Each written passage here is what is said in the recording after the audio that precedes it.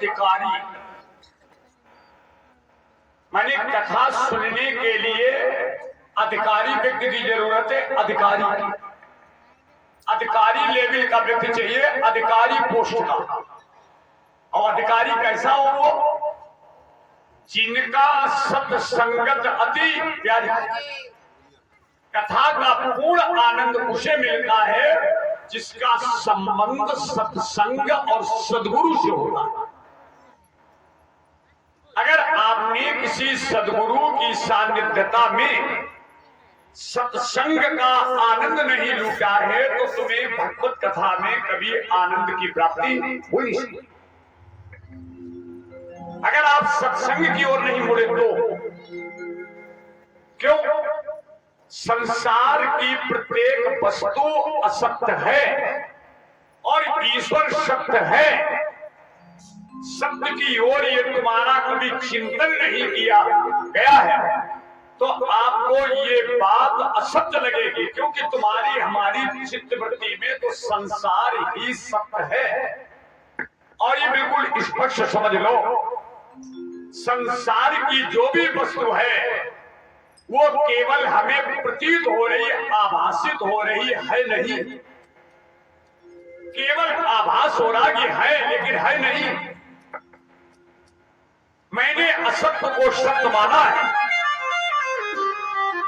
बताओ, पत्नी में कितनी आसक्ति है, बच्चे में कितनी आसक्ति है। अब उसको सत्य मान करके मैंने अपनी जिंदगी का बहुमूल्य समय समाहित कर दिया। अभी हम आपको अपने 1 मिनट की कीमत नहीं मालूम है कि 1 मिनट कितना कीमती है।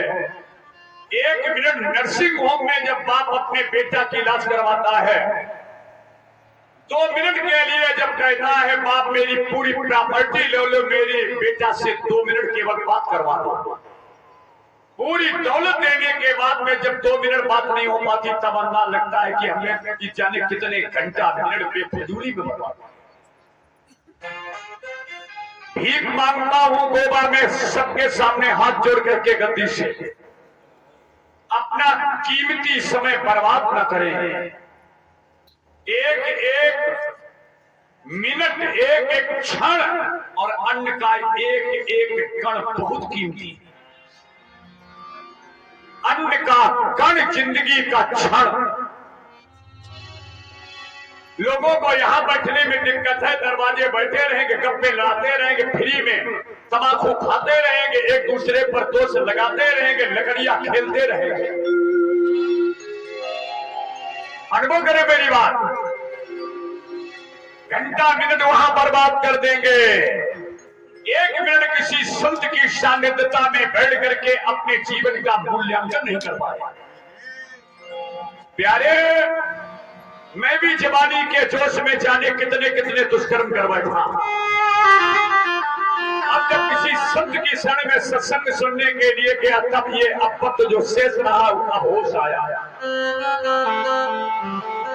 मैंने कीमती अपना बहुमूल्य हीरा लुटा दिया।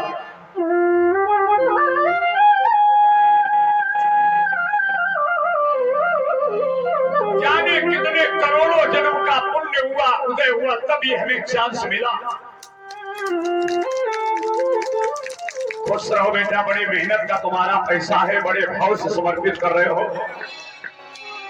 अंदर गहराई से अपनी और समाज की ओर से तुम्हें हृदय से आशीर्वाद दे रहा हूं। जो युवावस्था में भक्ति मार्ग की ओर जीव मुड़ जाए, बड़ा सौभाग्य है। ऐसे बच्चे के अंदर भगवान की कथा सुनने सुनाने की जिज्ञासा जागी है। धन्य वो महतारी जिसकी कोख से ऐसा धर्म पुत्र पैदा हो गया, जिसने महतारी बाप को परिचित बना करके समाज के लोगों को ये परम सत्संग का सौभाग्य लुटा दिया।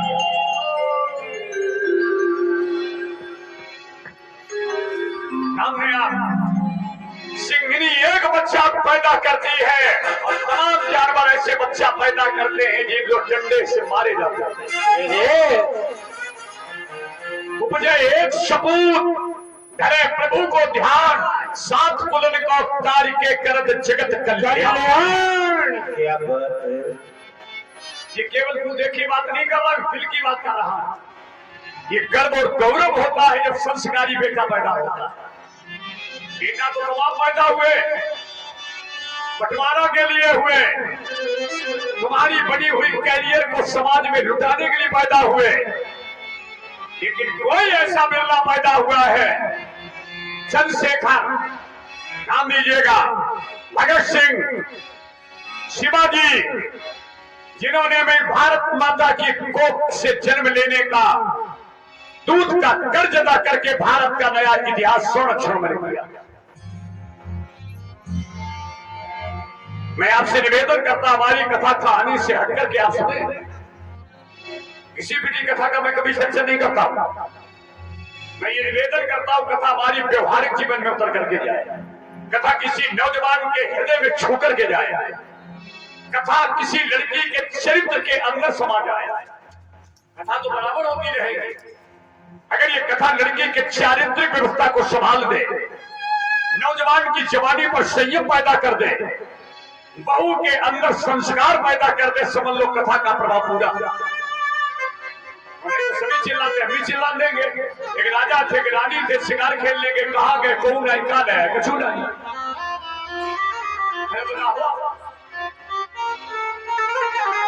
क्या रहा उससे। हमें तो अपने जीवन के उद्देश्य को देखना है। जीवन गुजर गया तब जीने का ढंग आया, और समाज जब बुझ गई तब मैथिल में रंग आया। अरे मेरे भाई भीख मांगता क्यों आए हो, क्या करना है, और अंत में कहा जाना है, विचार करो। क्यों आए हो, या केवल इसीलिए आए हो, खाओ पियो मस्त रहो। मामला इंटरनेट है, सीसीटीवी कैमरा लगे, एक एक मिनट का बायोडाटा सब फीड हो रहा है। ये मत समझ लेना जो तुम कर रहे कोई देख नहीं रहा है। जिस समय सुप्रीम कोर्ट में पहुंचोगे पूरा बायोडाटा निकाल कर दिया जाएगा। कभी कभी लोग क्या कहते हैं, यहाँ नबी पियो हुआ निकल चलो, लेकिन जो यहाँ है सो लोग का ध्यान है सो करो, उधर निकल चलो। हमने कहा बुद्धू, वो सीसीटीवी कैमरा तो सब में लगे हैं, वो मेरा जगत का जगदीश्वर जगत नियंता, ध्यान दीजिएगा, अखिल ब्रह्मांड नायक कण में समाया हुआ है तेरी, ध्यान दीजिएगा, एक एक गतिविधि को 24 घंटे निहार रहा है, क्योंकि वो हृदय से अर्जुन कृष्ण को तो अंदर बैठा है। उसका नाम है अंतर्यामी। ये धोखा मत खा जाना, अंतर वो तो अंदर है, वही तो बोल ही रहा, वही खा रहा, वही खिला रहा, वही पचा रहा। कौन सी ऐसी मशीनरी फिट ना लगाओ, भीख बैठ करके उसका चिंतन करें। आओ मुक्त कंठ से अपनी वाणी को संयमित रख करके एक लाइन में केशव का कीर्तन, और उपरांत जैसा आपका आशीर्वाद, जैसी हरि कृपा वैसी हमारी अल्पज्ञता में भागवत कथा का विवेचन। जी जी, बड़े प्रेम से नाम ध्वनि करते हुए और भगवान की इस कीर्ति का गुणगान करें।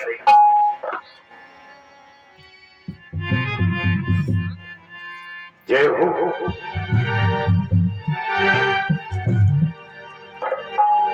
आते जाते हुए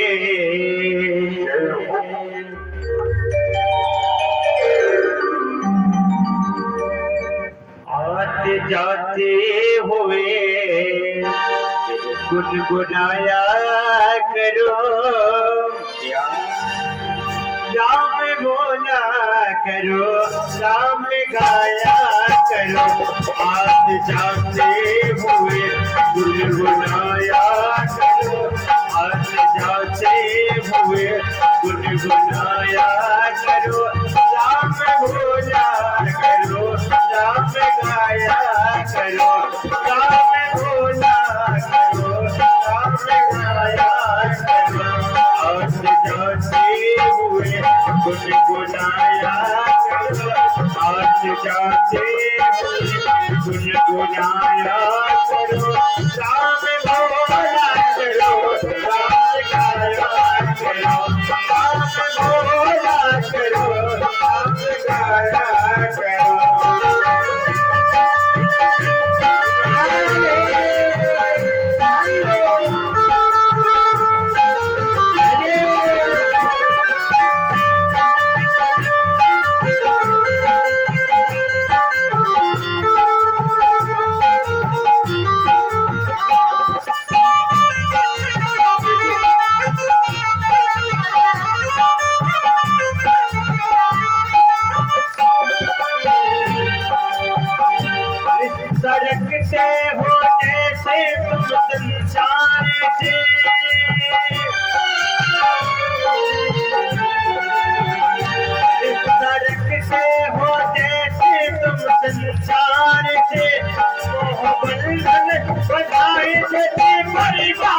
से ओह बंधन बधाए जैसे परिवार से ओह बंधन बधाए जैसे परिवार से थोड़ा उनसे भी रिश्ता निभाया करो थोड़ा उनसे भी रिश्ता निभाया करो राम बोला करो राम गाया करो राम बोला करो राम गाया करो राम बोला करो राम गाया करो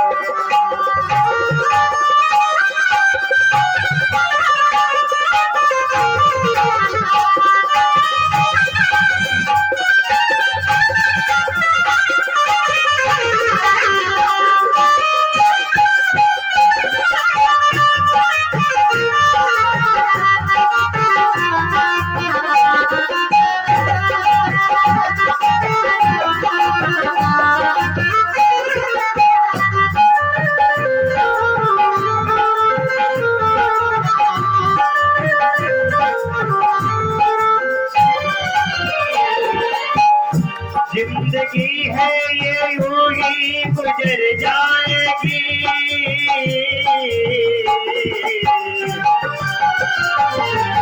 जिंदगी है ये यूं ही गुजर जाएगी शान शौकत की दुनिया गुजर जाएगी शान शौकत की दुनिया गुजर जाएगी शान शौकत की दुनिया गुजर जाएगी अपने मन से न उनको भुलाया करो अपने मन से न उनको भुलाया करो राम बोला करो राम गाया करो राम बोला करो राम गाया करो राम बोला करो राम गाया करो राम जाते हुए गुनगुनाया करो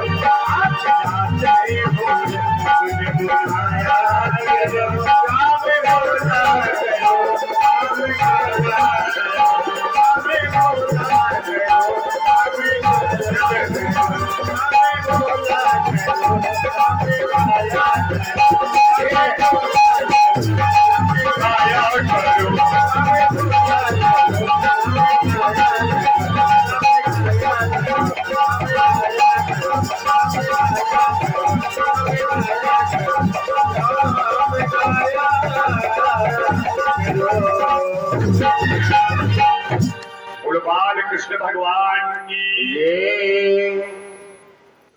अब जो हमारा आपका समय है ये कायदा में रहने का है कायदा में रहोगे तो फायदा में रहोगे फायदा अब फायदा में रहोगे अरे भाई जब तक नहीं जानी तब तक नहीं मानी अब जानी तो मानो कायदा तो फायदा अब फिर भी अगर कायदे में ना रहे तो तुम जानो तुम्हारा काम जाने हाँ अब तो बहुत संभल करके कदम रखने का आवश्यकता है सुखदेव जी ने जन्म लिया कथा का पूर्व प्रसंग ये था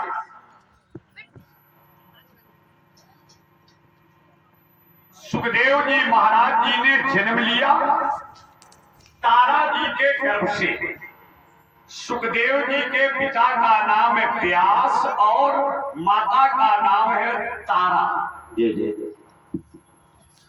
यही तो कथा सुन रहे ठीक जन्म लिया मलमूत्र के बीच में उसका सर दावा जाता है ऐसे करके शंख के तरीके का पैर ऊपर सर नीचे सांप झिल्ली में बंद होता है महतारी कड़वा भोजन करती है तो वो तन्हाई के अंदर जब फंसा होता है तो कभी कभी इतना विषम दर्द होती है कि उसकी चमड़ी कड़वे भोजन से जलती है महिला के कीड़ा से चुनते हैं कभी कभी कभी माँ के गर्भ में तिरछा हो जाता है चिंता करें कथा में हम आप अपनी जिंदगी का बैकग्राउंड भूल चुके उल्टे थे जब ये जीव बेटा बहुत अंदर चिल्लाया रोया 9 महीने तक इसने प्रार्थना की ऐसे हाथ करके भगवान तो कृपा सिंधु है दया सिंधु है वो बड़े दयालु हैं जीव जब प्रभु के सामने रोया भगवान ने भक्त को छुट्टी दे दी। भगवान ने कहा बेटा जमीन पर जाओगे क्या करोगे? उसने कहा गोविंद तुम्हें छोड़ दो, मैं तुम्हारे नाम का गुणगान करूंगा। भगवान का नाम भूल जाता है, अपने नाम को पेपरों में बंटवाने लगता है, लोगों को सुनाने लगता है कि देखो हम कितना हमारा करियर हाई है। भगवान जान लगे मेरा तो खेल खत्म कर दिया। भूमि परत भाव, भूमि परत भाव ढाबर पानी, जी बही माया लपेटानी। भूल गए बाबा, तिरवा के सुनार के घर में कोई चीज बाधा पर रखोगे, परसेंट भी लगेगा, बाधा पर नहीं छुड़ाओगे, मामला डूब जाएगा। हमने भी किसी सामरिया सेठ के अदालत में वादा किया था, नाम जपेंगे, नाम लीजिएगा, नामदानी लोग सुने, ध्यान सुमिरन भजन करने वाले जो गुरुदेव के परम शिष्य सुने। नाम दान ले लिया लेकिन उसको कूड़ा दान में डाल दिया। लिया तो गुरु के मुख से नाम दान है, सिद्ध संत के मुख से सिद्ध महावाक्य लिया, डाला उसे कूड़ा दान में है। अंदाज लगाओ वो गुरु की हाय और परमात्मा से झूठा वादा हमें कहां ले जाएगा? बोलो, गुरु तो अपनी जिंदगी की सौदा करके तुम्हें कुर्ता धोती पर मंत्र दे देता है, तुम्हारे वो वात्सल्य भाव में ललचा जाता है। बच्चा महतारी के सामने जब रो देता है तो माँ का कलेजा फट करके उसके आंखों में आंसू और आंचल में दूध आ जाता है। ऐसे गुरु करुणा की मूर्ति है। शिष्य जब गिड़गिड़ा देता है तो उस करुणा रूपी गुरु का हृदय द्रवित हो जाता है। कथा वास्ता नहीं, रो लेता हूं दिल में, केवल इसी बात पर रोता हूं कि प्रभु यही विवेक यही ज्ञान अगर हमें उस अवस्था में दे देते तो शायद अब तक मेरे को लक्ष्य मिल जाता। लेकिन कोई बात नहीं, अब हमारी बात समझना। भगवान कितने दया सिंधु है। महतारी के पेट बच्चा उल्टा था, दया आगे सीधा कर दिया, और जब सीधे होकर के आगे कब हम उल्टे चल रहे, जब उल्टे थे दया आई सीधा कर दिया। अब बताओ, अब जब सीधे हो गए तब काम सब उल्टे। यार खाओ पियो होगा देखा जाए। अरे प्यारे, उल्टे चलना बंद कर दो, अदालत में फिर पेशी होने वाली है।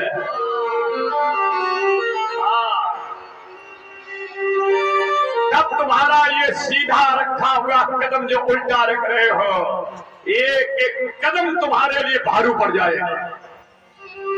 इसलिए मैं भीख मांगने आया हूं आज इस गोबा में। कथा तो कहानी के रूप में मैं सुनाई दूंगा, लेकिन दिल का दर्द सत्संग के रूप में सुनकर के अपने जीवन की दिशा को बदल दो। भगवान से कहो अब लो निशानी, लेकिन अब ना नहीं हो। वेद की वाणी लोग सुनते हैं, करते मनमानी है। वेद की वाणी सुनते हैं, गुरु की वाणी सुनते हैं, सत्संग की वाणी सुनते हैं, लेकिन प्यारे लोग अपनी वाणी पर संयम रख करके नहीं अपनी मनमानी करते। अब ज्यादा से ज्यादा आप मौन रहने का संकल्प करें। जो शेष समय है उसको आप संयम से बिताएं। प्रभु से भीख मांगता हूं कि हमारे द्वारा हमारी प्रॉपर्टी इस गुणगान न हो कि हम कौन हैं। नहीं प्रभु, ये तो सब सांसारिक भौतिक सुख आज जिसका गुणगान कर रहे हैं, बड़े बड़े लोगों की प्रॉपर्टी लुट गई है।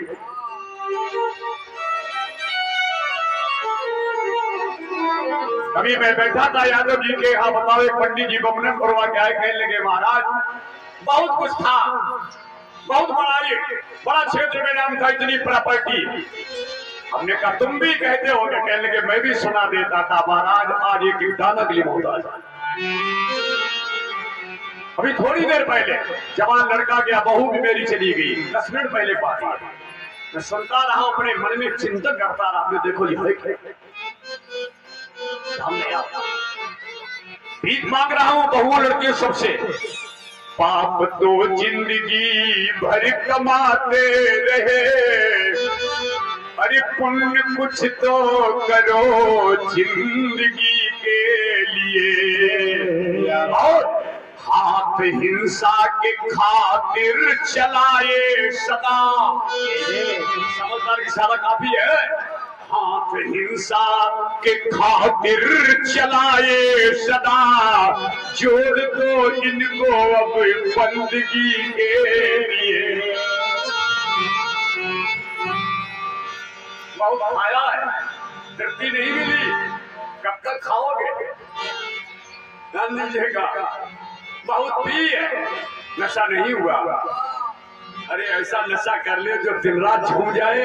क्या जानते आप, अरे ये खेल है, ये भक्ति का नशा जिसके ऊपर चढ़ गया वो उतरा नहीं है।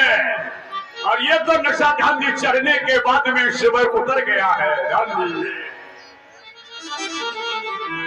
मेरे भाव सुनो, यही तो महाराज जी कथा जी में वर्णन कर रहे हैं।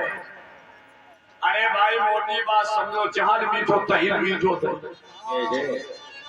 अच्छा बताओ, जहां मीठो तहिल मीठो तहिल। अब चलो वक्त निकल गया तो निकल गया भाई, हम खूब बगाते रहे, सब कुछ करते रहे, लेकिन अब तो संयम में आ जाए।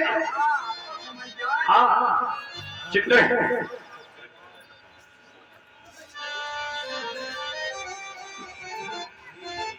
एक संत कहते हैं ध्यान मीठो तहिल मीठो तहिल। एक बढ़िया पेड़ा बेच रहा था और वहीं लगा था हैंड पाइप।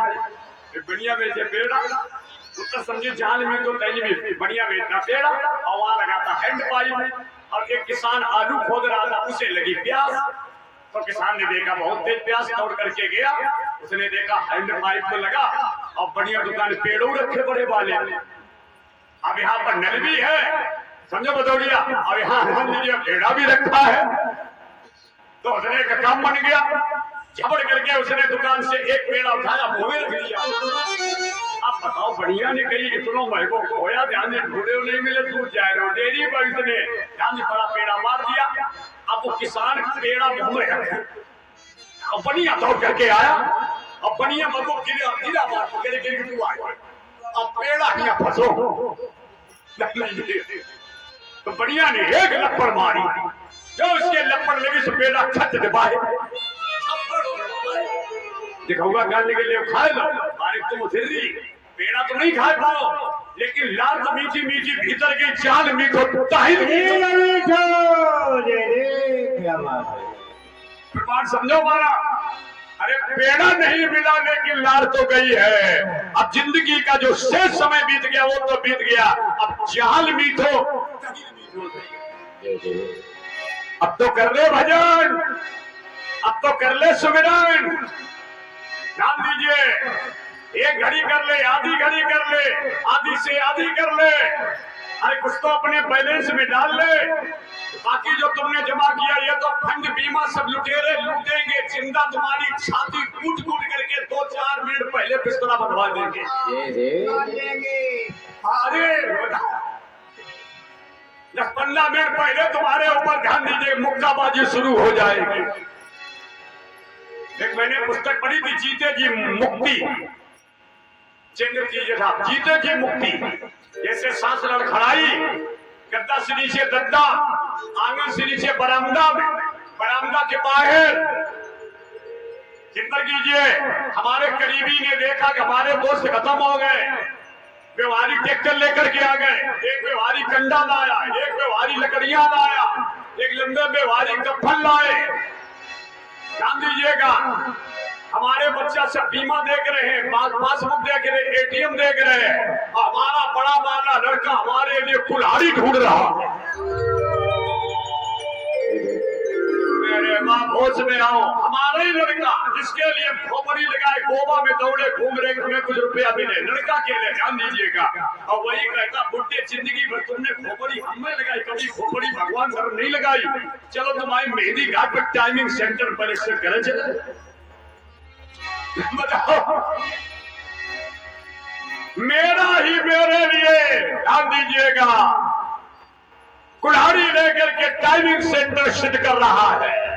अब तो 1 महीना रुकते आपके आशीर्वाद से कन्नौज मेहंदी घाट पर राधा कृष्ण का मंदिर बनाया, आपसे भीख मांग करके 15 दिन गरीबों संतों को भोजन लुटवाते हैं फ्री ऑफ चार्ज। 30-35 वर्षे हो गई है।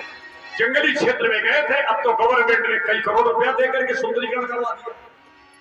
एक महात्मा तो जिला पर मौज मस्ती लूट रहा है।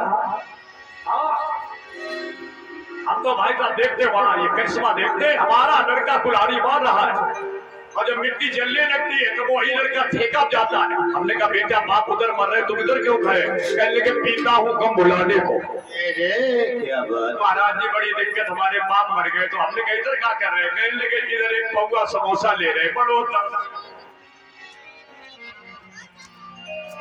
समझो मेरे बाप, ये है जगत की रीत। हमारा ही मेरे लिए कुल्हाड़ी लिए, मेरा ही मेरी सारी प्रॉपर्टी को ले। होश में आओ। हम ये नहीं कहते परिवार छोड़ दो, बच्चे छोड़ दो। 23 घंटे इनके लिए कमाई करो, 23.5 करो, 24 घंटे करो। 15 मिनट जो तुमने गुरु मंत्र लिया हो अपने इष्ट के सामने बैठ करके सुमिरन करके ध्यान करके भजन करके और अपने जीवन की रास्ता को मंगलमय बनाने के लिए अपने निजी बैलेंस में रखो। जय जय क्या बात है। अब ना मानो तो भैया प्रजातंत्र है, फ्री आप स्टाइल जो चाहो करो। 24 घंटे दिन रात कमाई करो, खूब जानवर पालो, भैंसे पालो, दूध डेयरी पर ले जाओ, कमाई करो।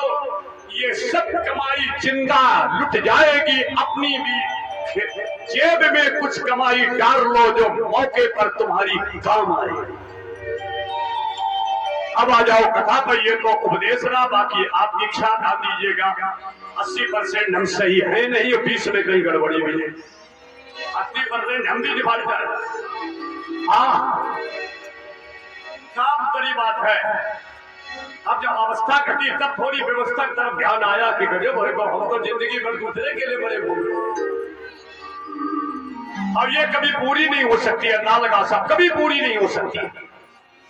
चाहे कितनी प्रॉपर्टी कमाना, चाहे कितनी व्यवस्था बनाना, ये कभी पूरी नहीं हो सकती। इसमें हसर कभी है। एक प्लाट और, एक मकान और, एक समर और, ध्यान दीजिएगा। अब उसी व्यवस्था में तब तक जिंदगी का बहुमूल्य समय हमारा लुट गया।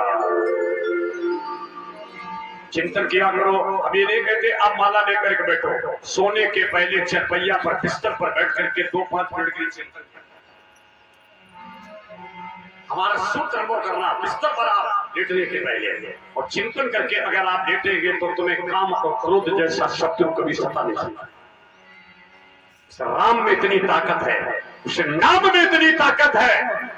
जहां पर नाम की माला जपी जाती है श्वास के द्वारा, वहां पर काम कभी आई नहीं सकती।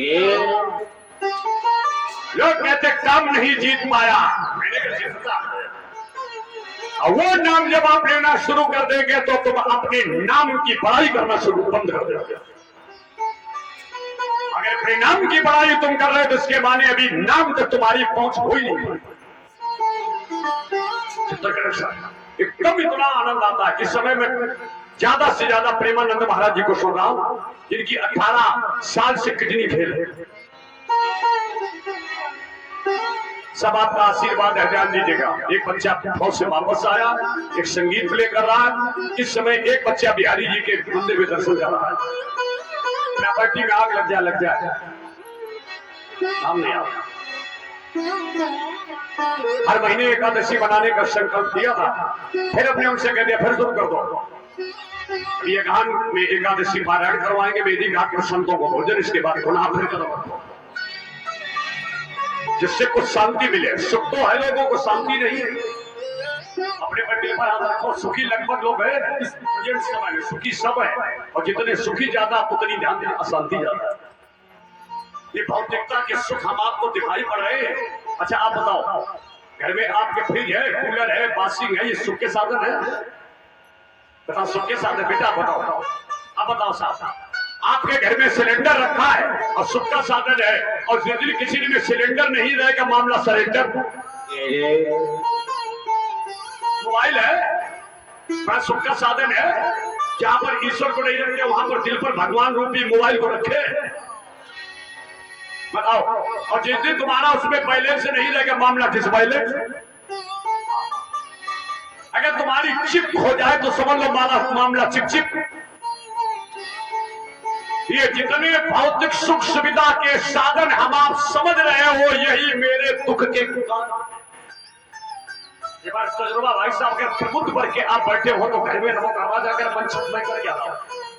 ना मैं मोबाइल का विरोध कर रहा हूं, ना मैं सिलेंडर का विरोध कर रहा हूं, ना मैं शादी का विरोध कर रहा हूं।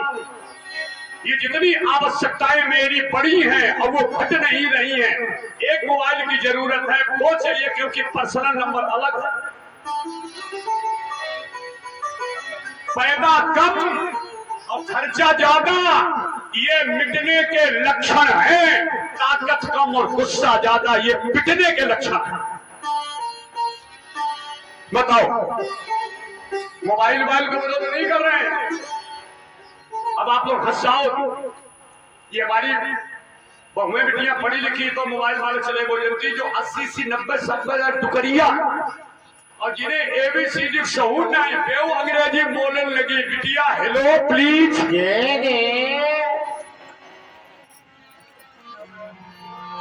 बताओ। ये बीच में कोटेशन थोड़े पसंद करने वाले हैं। अभी हमारे झोला में बहुत माल रखा है, अभी तो नॉर्मल टेबलेट खिला रहे हैं। यहाँ पेशेंट जब निकलेगा बिल्कुल ओके होके निकलेगा पंडाल से। सत्संग की वाणी का शब्द एक एक अंदर ध्यान दीजिए, घाव को समाप्त करके और मनुष्य को रिलीफ दीजिएगा। अनुभव करो आप। सुखदेव जी महाराज जी ने जन्म ले लिया। कथा के प्रसंग पर आ जाओ। जितनी हमारे बुजुर्गों की उपस्थिति होगी उतनी सत्संग में दम होगी। संगीत हमारा जब कभी बनेगा वो भी सब सिस्टम, चैनल सिस्टम से ध्यान दीजिएगा। टीवी सिस्टम से सब भजन संध्या के गीत हो गए। सुखदेव जी महाराज जी ने जन्म लिया और जन्म लेने के बाद में सुखदेव जी हरिद्वार के लिए चल दिए। अब बताओ दिव्य विज्ञान गर्भ में था और क्यों था? सुखदेव जी महाराज जी ने पक्षी के रूप में भगवान शंकर जी के द्वारा राम कथा के परम तत्व का रसपान किया। पक्षी के रूप में।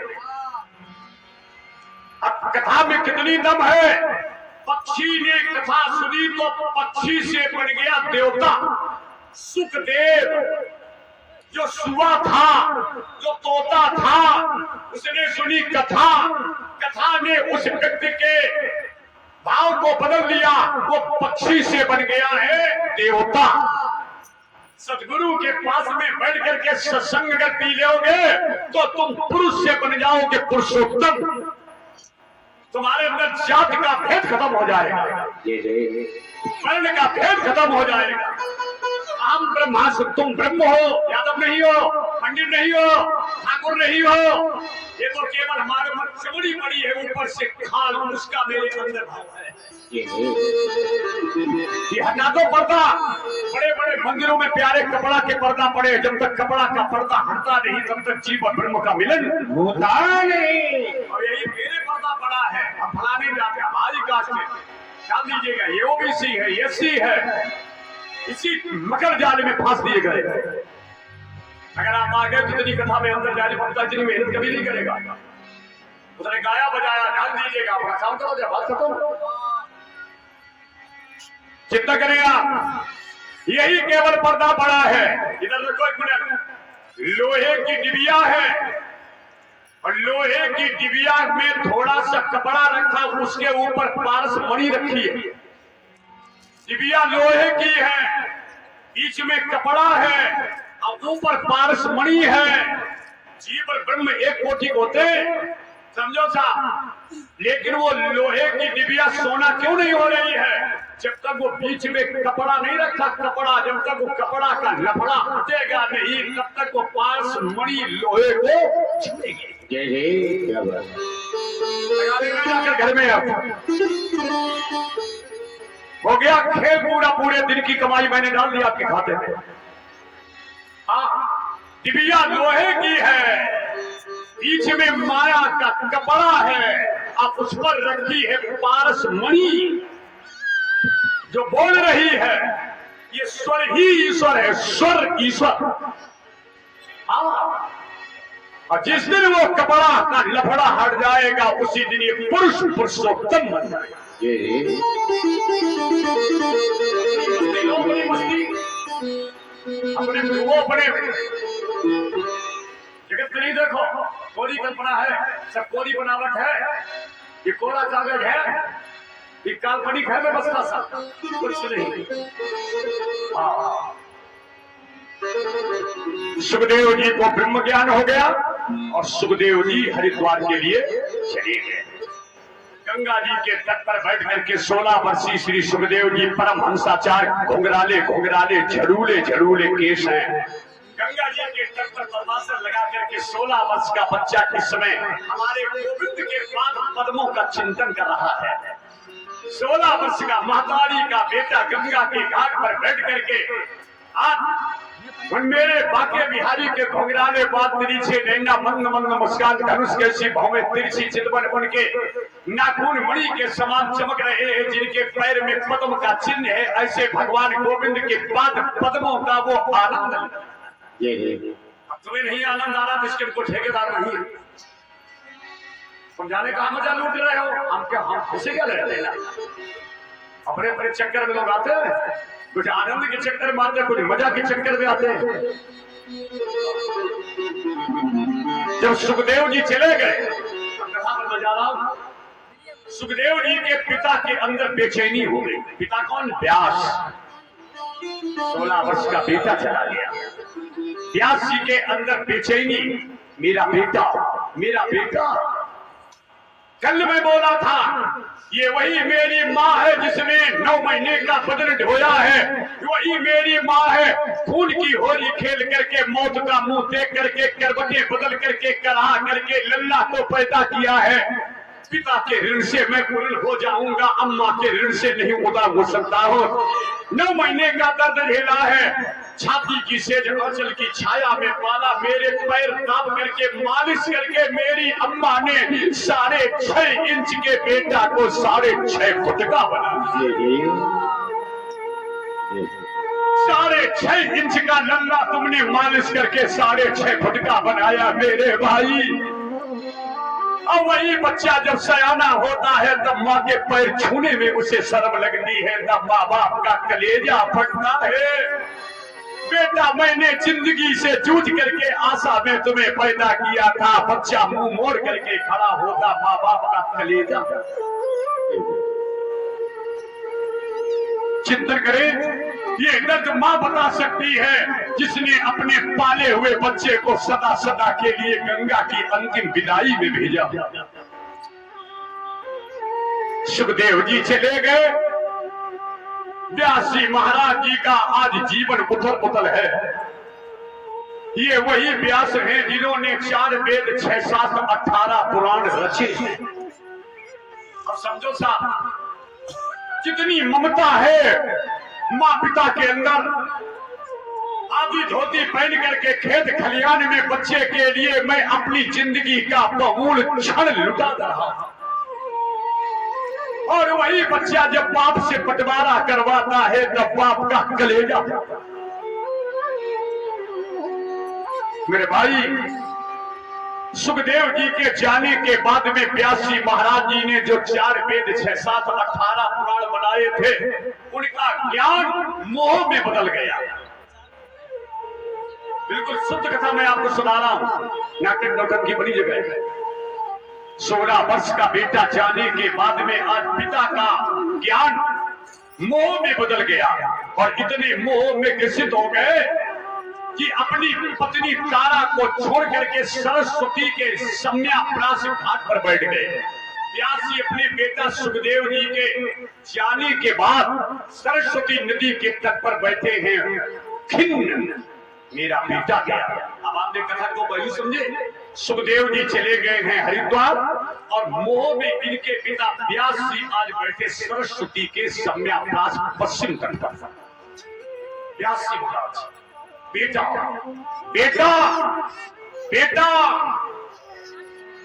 मोह सकल व्याधिन कर मूला, संतों और महात्माओं से, बुजुर्गों से, सत्संगियों से भीख मांग रहा हूं। मोह एक ऐसी बला है जो बड़े बड़े ज्ञानियों को ज्ञान से हटा करके मोह के गर्त में डालता है। नहीं रहा है। मोह सकल व्याधिन कर मूला। नारद जी ने देखा कि व्यास जी जिन्होंने 4 वेद 6 7 18 पुराण लिखे, और वो महात्मा व्यास आज मोह के चक्कर में सरस्वती नदी के किनारे। नारद जी ने उठाई वीणा और व्यास जी से मिलने के लिए नारद जी जा रहे हैं। आज जो कथा का शाम तक प्रसंग सुनेंगे वो प्रसंग होगा परीक्षित जन्म। आज कथा का जो अंतिम स्थल होगा वो होगा परीक्षित जन्म। जो बड़े जिज्ञासु और वेल क्वालिफाइड लोग हैं वो समझे कि परीक्षित की गांधी जी उत्पत्ति का विषय भागवत में कैसे लिखा गया है। प्रारंभ हो चुकी कथा। सुखदेव जी बैठे हरिद्वार में, संत भगवान को व्यासपीठ से सीताराम व्यास जी महाराज जी उदास बैठे हैं। नारद जी वीणा लेकर के व्यास जी को समझाने के लिए जा रहे हैं। नारद जी ने अपनी उठाई वीणा और वीणा के तारों को खींच करके चल दी। जय श्री कृष्ण। जी जी।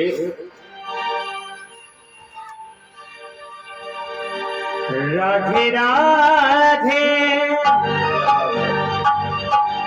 राधे कहने की जय हो। आदत सी हो गई है। जय राधे राधे राधे बरसाने वाली राधे। जय राधे राधे राधे बरसाने वाली राधे। जय राधे राधे राधे बरसाने वाली राधे। जय राधे राधे राधे बरसाने वाली राधे। जय राधे राधे राधे बरसाने वाली राधे। राधे राधे राधे कहने की आदत सी हो गई है। राधे राधे राधे कहने की आदत सी हो गई है। श्री जी के चरणों में रहने की, श्री जी के चरणों में रहने की आदत सी हो गई है। राधे राधे कहने की आदत सी हो गई है। राधे राधे कहने की आदत सी हो गई है। तो एक बार कंधे हाथ करके बोलो जय जय श्री राधे।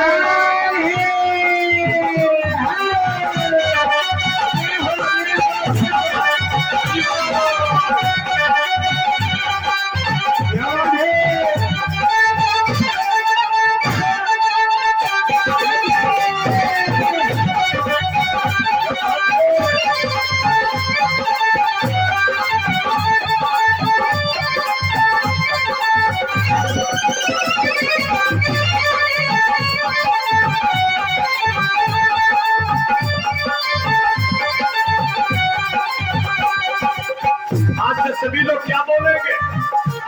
आज से अपनी आदत में, अभ्यास में एक ही चीज डालना, पूरे गोवा में अब यही आवाज होनी चाहिए। क्या आप नमस्ते नहीं बोलोगे, बाय नहीं करोगे, बाय चाचा नहीं बोलोगे। क्या कहना है? आज से सब भैया बहन बोलेंगे राधे राधे। क्या बोलोगे? क्या बोलोगे? क्या बोलोगे? किसी किसी की हिम्मत नहीं पड़ती बोलने का ना लगा, मैं मालूम पड़ता बाप ने जबड़ा बंद कर दिया। नहीं जोर से बोलो। आज से क्या बोलोगे, कैसे बोलोगे? सुबह भी बोलो, शाम को बोलो। पड़ोसी से अगर लड़ाई हो तो उससे जरूर कहना राधे राधे। ये मैं तुमसे भीख मांगता हूँ, आज पड़ोसी से जरूर कहना जिससे बोल चाल बंद हो। हमारी आपकी जमीन वाली, दरवाजे वाली, खूंटा वाली, खरंजा वाली लड़ाई अपनी जगह है, लेकिन लड़ाई के लिए मैं एक आपसे निवेदन करता हूँ पड़ोसी से, ये मैं कुर्ता में भीख दे दो, पैसा ना चढ़ाओ, जरूर कहना जाकर पड़ोसी से। क्या बोलोगे, क्या बोलोगे, कैसे बोलोगे? जो बोलेगा राधा क्या होगा, उसकी कट जाएगी जीवन की सारी बाधा। लंबे हाथ करके बोलो जय जय श्री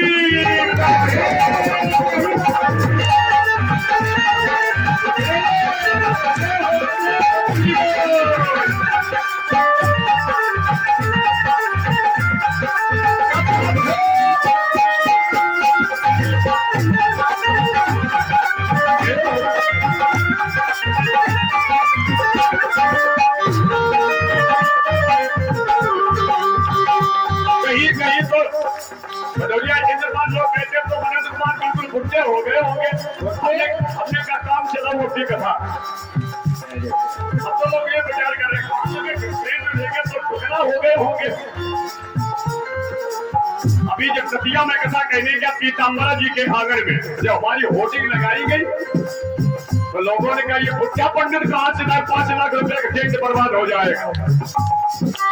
आशीर्वाद कोबा के लोगों से लिया और जिस समय दूसरे दिन मैया के चरणों में मैया हमने कहा मां पीताम्बरा अब उत्तर प्रदेश की लाश तेरे हाथ में है, अब 24 घंटे में खेम जीत करके तुम्हारे हाथों में रख दिया। उसन में बोलो जय जय श्री राधे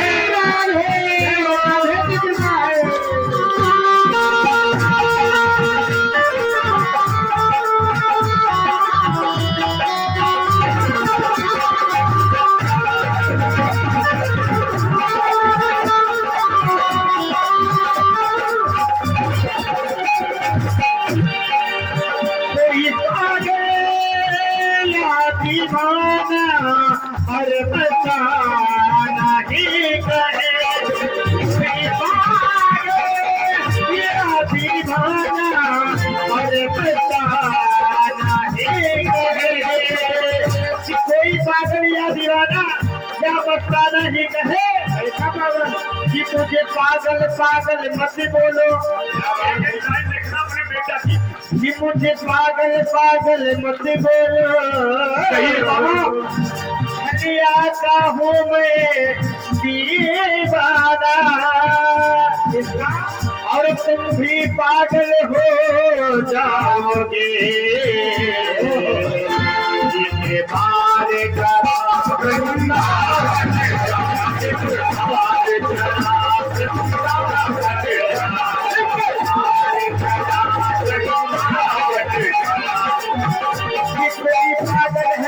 दौलत का एक बात बहुत प्यारे सुन लेना, गाना नहीं हो रहा है कि कोई पागल है धन दौलत का,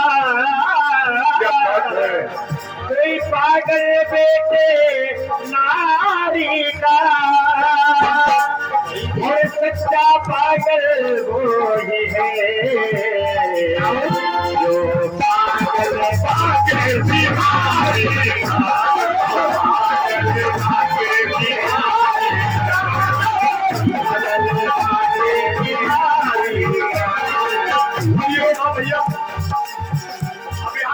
पागल है। पागल ये सारा पागल खाना है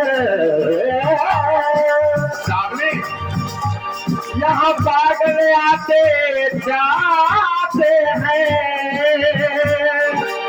अरे अपना अपना कहने वाले उन पागल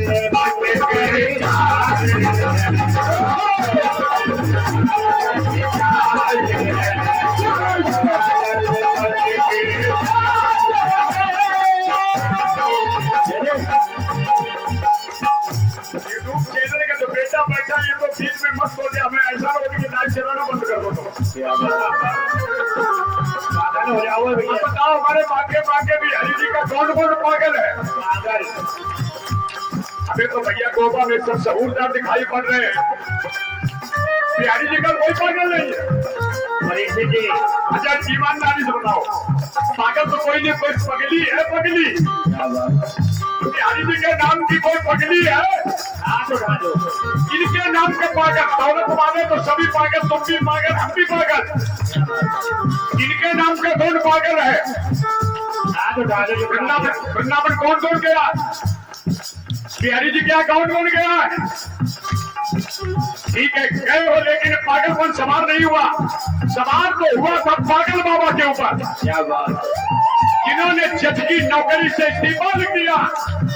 बोलो 9 मंजिल का मंदिर बना दिया, उन्होंने दौलत पे आग लगाई। उन्होंने कहा ये सब चोरी कल्पना में चिल्लाता रहा, मैं अपना नाम करता था जज है, प्रॉपर्टी है, सब धोखा है।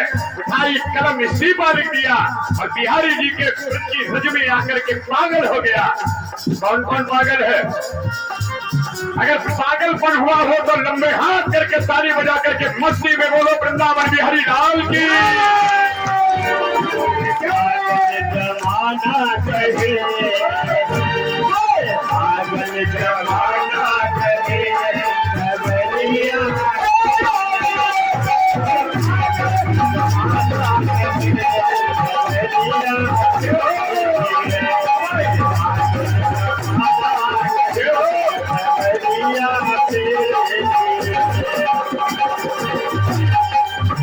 हमारी लड़कियां बहनें ऐसी हैं जिन्हें ये मन में तरंग तो आई है कि बिहारी जी के दरबार में खड़े होकर के बधाई डालने, लेकिन उन्होंने कहा हमें दिक्कत आ रही कि कहीं ऐसा न हो जाए हो।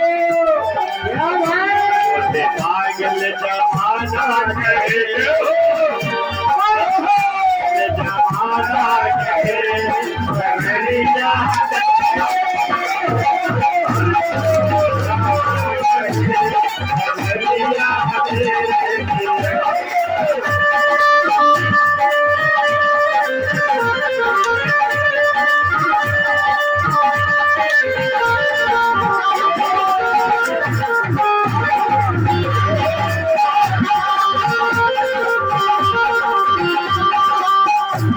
भाग्यशाली है ये, किस्मत वाले हैं ध्यान दीजिएगा। दौलत में तो पागल बनकर सभी नचे हैं, लेकिन किस्मत वाले बिहारी जी के चावा में ध्यान दीजिएगा बेशर्म होकर के नचे हैं। बोलो वृंदावन बिहारी लाल की। वृंदावन काहे तो देखो वृंदावन काहे तो देखो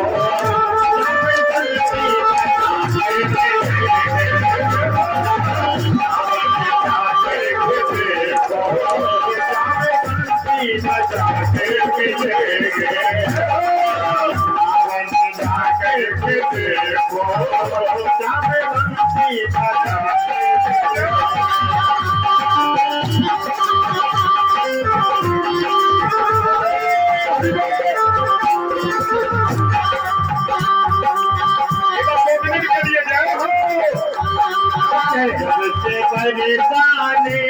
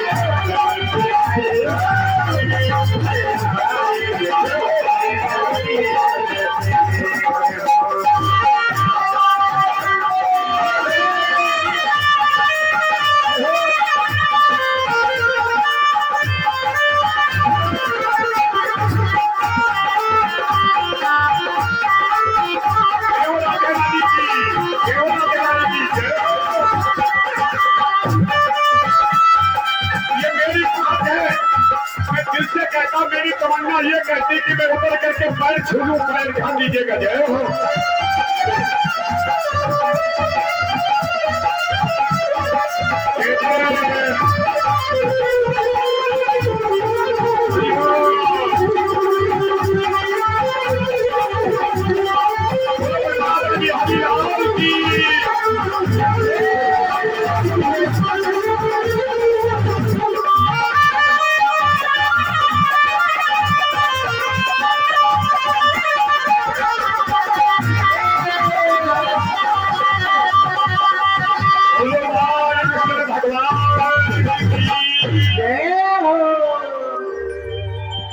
एक बात आपसे बताऊं, जिससे कभी कभी लोगों के भाव बदल जाते हैं कि ये क्या होने लगा।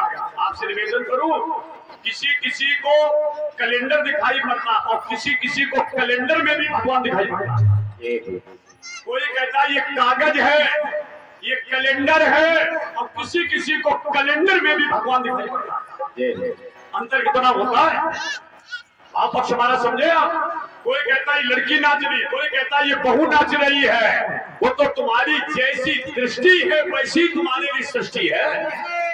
किसी किसी को कागज कैलेंडर और किसी किसी को कैलेंडर में भी राधा रानी दिखाई पड़ेगी। हमारा अनुभव आप समझना। कल मैं बोला था नस तो सभी रहे, 80% नहीं 95% सब दौलत के पीछे नाच रहे हैं। तुलसी दादा ने भांग खाकर नहीं लिखा है, नारी विवश नर सकल कुसाई और नाचत नृत्य मरकत की नहीं। नाचत नृत्य जैसे बंदर वालों हाथ में डंडा लेके नचा रहे हो, इसी तरीके से लाल लगाओ। समझदार की धारा काफी 80 साल टुकड़ा टुकड़िया को कैरियर बैठारे अपनी छोड़ चले जा रहे सतौरा। तुलसी ने लिखा है सब ही नचावत, ये नाच गाना नहीं हो रहा था। राम कुसाई और नाचत नट मरकत की नहीं होता अंदर। कोई दौलत में नाच रहा है। अभी वही तो गीतकार कह रहा था, अपनी अपनी पागल पने लगा है। मीरा नची है सिसोदिया परिवार की, ठाकुर परिवार की लड़की। जाट परिवार की लड़की का नाम था कर्मा। नोट करो, जाट घराने की लड़की थी, अभी की बात हरियाणा की, जिसका नाम था कर्मा। मोबाइल में डालो। अब कर्मा के ऊपर जन्म लेने के कुछ समय के बाद में भक्ति का रंग चढ़ गया। जाट घराने की बिटिया कर्मा, ये हमारे गोपाल जी का खिचड़ी से भोग लगाती थी। खिचड़ी से खिचड़ी देती थी भगवान। और इतनी ऊपर इसके ऊपर भक्ति की मस्ती चली। एक दिन ये कर्मा उठ करके भाग दी बिहारी जी के लिए। इसके भाई इसके बाप दौड़े, चवरिया घर में बंद कर दिया। 2 दिन घर में बंद रही, भोजन नहीं किया, रोने लगी। कन्हैया, ये समाज के लोग हमें बताते हैं ये नाच रही है लड़की, लेकिन मैं नहीं नाच रही हूँ, तू मेरे को नचा रहा है। कौन दिन ऐसा होगा जो तेरे चरणों की रज मेरे मस्तक पर होगी। एक दिन रात के 12 बजे इसने देखा परिवार सो रहा है, कुंडी खोली, लड़की चली, नाम था कर्मा। लड़की के मन में आया कि अभी हमारा ये परिवार पीछे हमें आएगा पकड़ने के लिए, क्योंकि हम जवान है। एक रास्ते में बड़ा हुआ ऊंट पड़ा था, अब ऊंट गया था, सर मरा था, सड़ा था, अब ऊंट का पेट फटा था।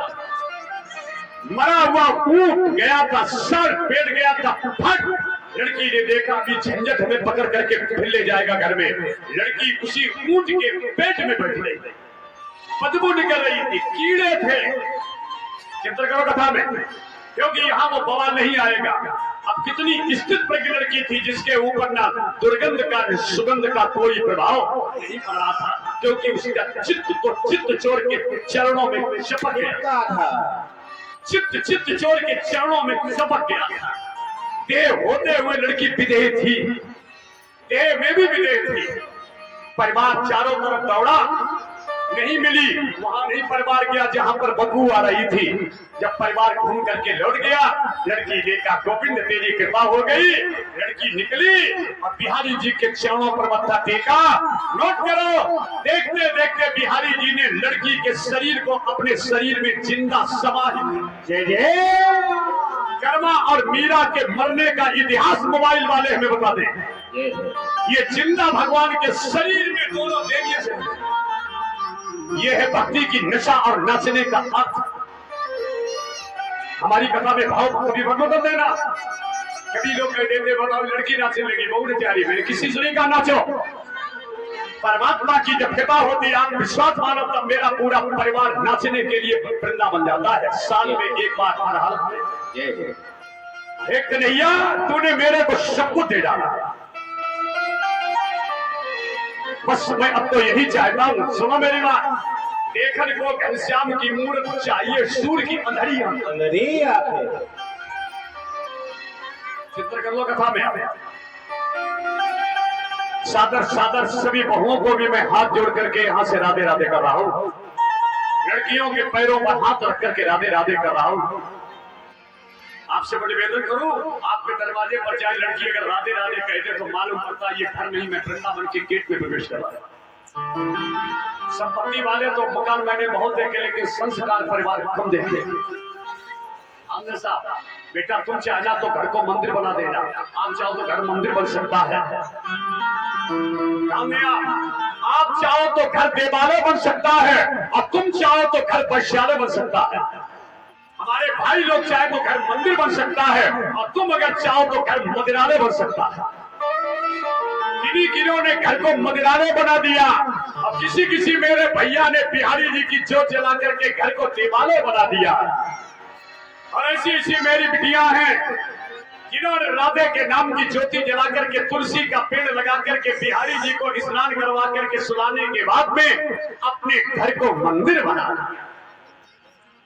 चौखट पर बंद पर जाएं, सबसे बड़ी बात समझ लेना, तुम्हारे दरवाजे पर अगर बहू तुम्हारी लड़की राधे राधे करके समझ लीजिएगा तुम्हारी संपत्ति शानदार।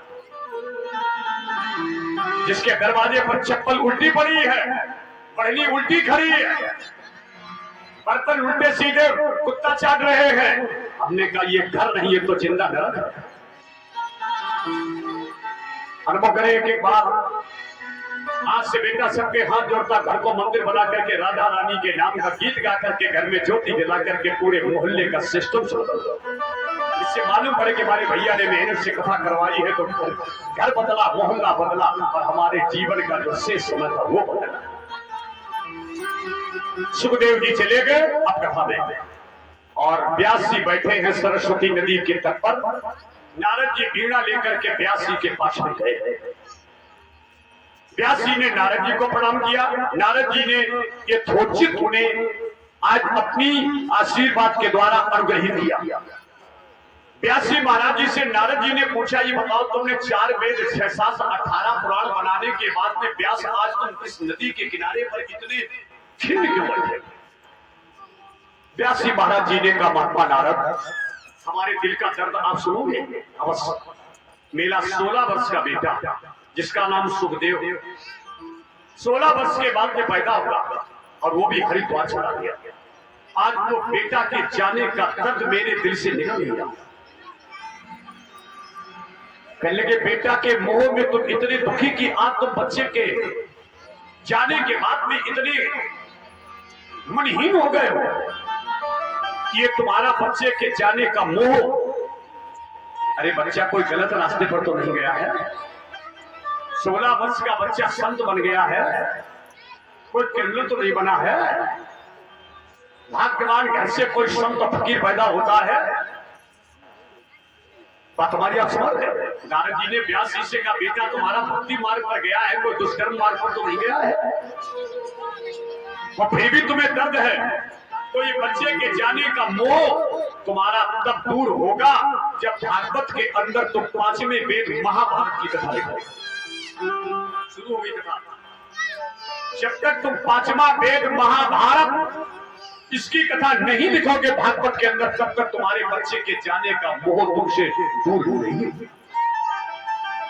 ये महाभारत का प्रसंग व्यास जी ने सरस्वती के नदी के तट पर कब लिखा है? जब इनका बच्चा चला गया था, इनके अंदर मोह था। नारद ने कहा मोह हट जाएगा, महाभारत लिखो। आई कलम व्यास जी ने और सरस्वती नदी के किनारे पर 5वां वेद महाभारत लिखना प्रारंभ कर दिया। ये बड़ी सरल प्रस्तुति है। कौरव संजयाना वीर स्वतो वीर गतिम गतेषु भृगोदरा विद्य गदा विमर्शे। ये भागवत का मंत्र है। भगनोरुदंडे धृतराष्ट्र पुत्रे। आप हमारे दो पहलू समझ ले बेटा। अब आपको बहुत बौद्धिक क्षमता से भले आप समझे, ये वैदिक विद्वानों की कथाएं भागवत हैं। ये भगवान कृष्ण के मुख से निकली हुई भागवत है। ये कोई नाचने गाने का तमाशा नहीं। भागवत कोई सामान्य पुस्तक नहीं है। हमने हमारे ठाकुर जी का सच्चा निवास भागवत में है। भागवत को कथा सुनकर के परीक्षित को मौत की जगह पर मुक्ति मिली थी। यही कथा सुनकर के मौत से बचे थे, मुक्ति मिल गई। ये वो चीज है। किसी भाग्यवान के दरवाजे पर संस्कारी सदाचारी सदगुरु बैठ करके कथा का पवित्र मंचन करता है। आज हमारे इस समय में कथा को लोगों ने रंगोली रंग का रंग बना दिया। चिंतन करें आप। व्यास जी लिख रहे महाभारत,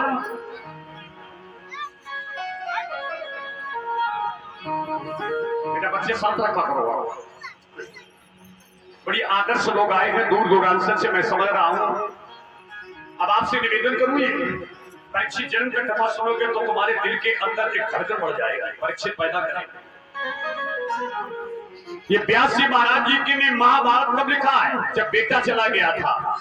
और महाभारत के अंदर विशेषता क्या है? वैसे लोग कहते हैं कि महाभारत की पुस्तक को लाना नहीं चाहिए, महाभारत को सुनना नहीं चाहिए, महाभारत को पढ़ना नहीं चाहिए। जो पढ़ते सुनते उनके घर में महाभारत हो जाता है। हमने कहा तुम्हारी सोच बड़ी घटिया है। यदि महाभारत न होता तो भगवान कन्हैया के मुख से गीता का जन्म नहीं होता। बोलो, ये महाभारत एक ऐसा, भारत में महाभारत हुआ है जिस महाभारत की भूमि में खड़े होकर के भगवान ने अर्जुन के मोह को दूर करने के लिए गीता के मंत्रों को सुनाया था। महाभारत की पहली उपलब्धि सुनो, महाभारत ना होता तो कृष्ण के मुख से गीता नहीं निकलती। यदि महाभारत ना होता, नौजवान सुने, तो खाटू श्याम की पूजा नहीं होती। ये देखो परवड़ी का कटा हुआ सर कलयुग में गांधी जी का पूजनी बनकर के बैठा है। महाभारत से खाटू श्याम की पूजा हुई है। बोलो, लोग कहते हैं महाभारत खराब। बताऊं तुम्हें, महाभारत यदि न होता तो परीक्षित का जन्म नहीं होता, महाभारत न होता तो विदुर नीति नहीं होती, महाभारत न होता तो भीष्म गीता नहीं होती। जो पांचशैया पर लेट करके भीष्म पितामह ने पांडवों और द्रौपदी को उपदेश दिया था, उसका नाम भीष्म गीता था। पोस्ट ग्रेजुएट नौजवानों की गोवा की जमीन पर हमें जरूरत है। संगीत अपनी जगह, साज अपनी जगह, लेकिन मार्मिक शब्दों का आप दर्शन करते रहना। सबकी इच्छा पूर्ति करने के लिए सबको देना पड़ता। सब्जी कितनी बढ़िया, नमक नहीं पड़ा है तो बिना नमक है व्यंजन जैसे।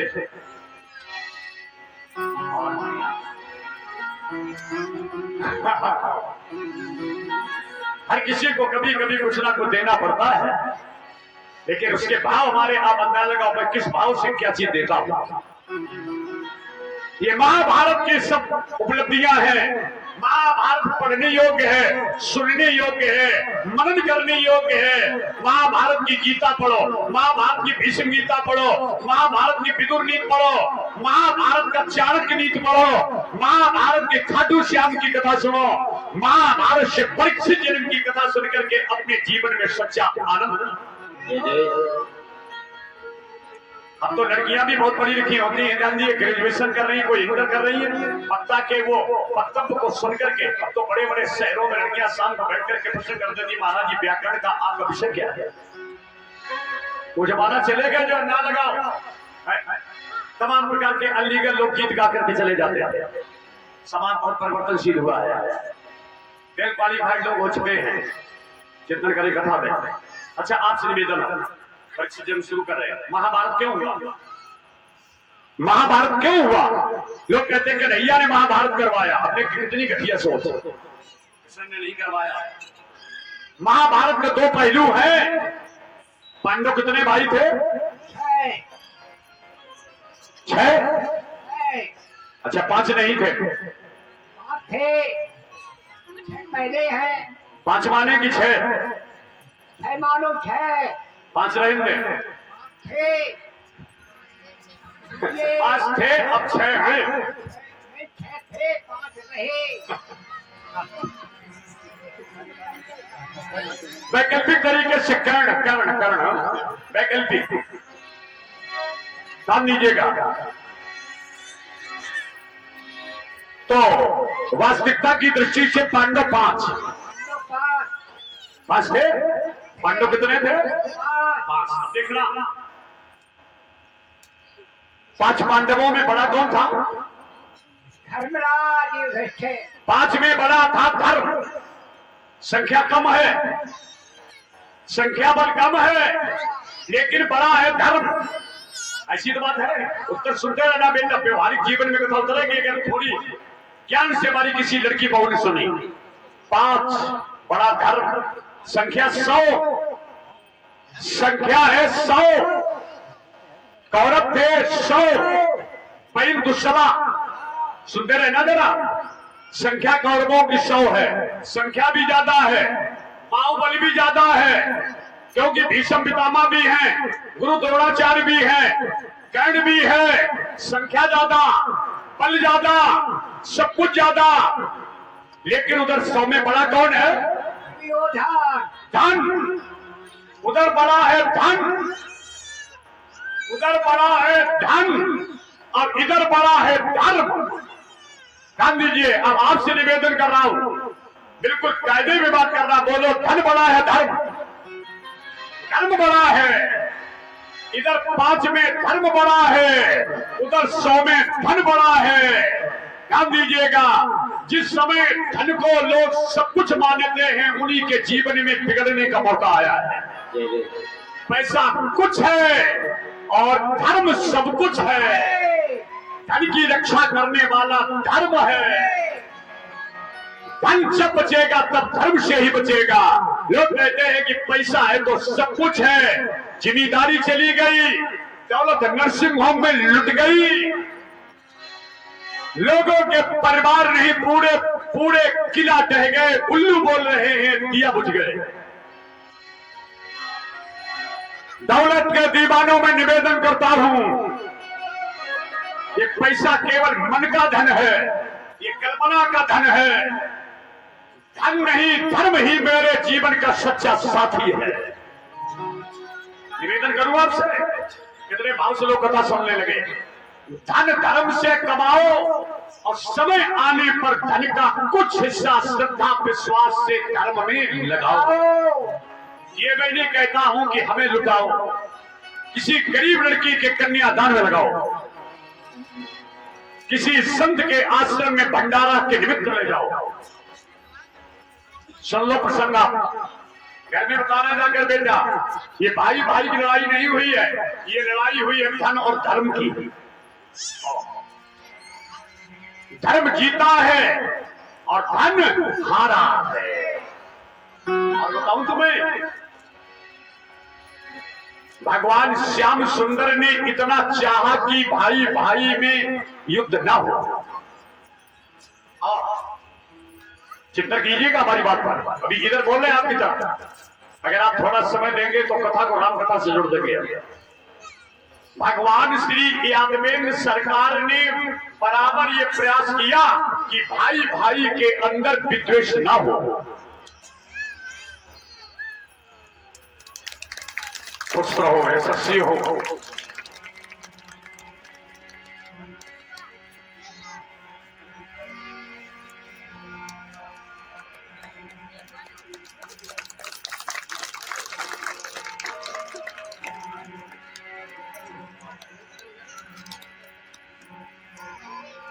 इस कीर्तनी के नगाड़े सदा सदा गड़गड़ाते रहे। चांद से फिर होगा कथा, फिर करवानी पड़ेगी।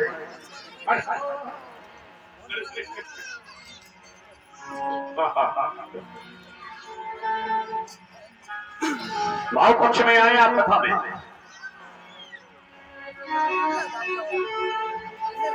कितने आदर्श हमारे श्रोता हैं जो बहुत दिनों के बाद में हमारा आपका दर्श हो रहा है।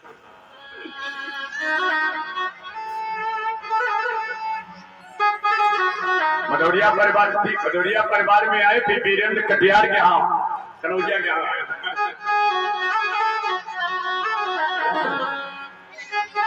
प्रसंग पर आए आप।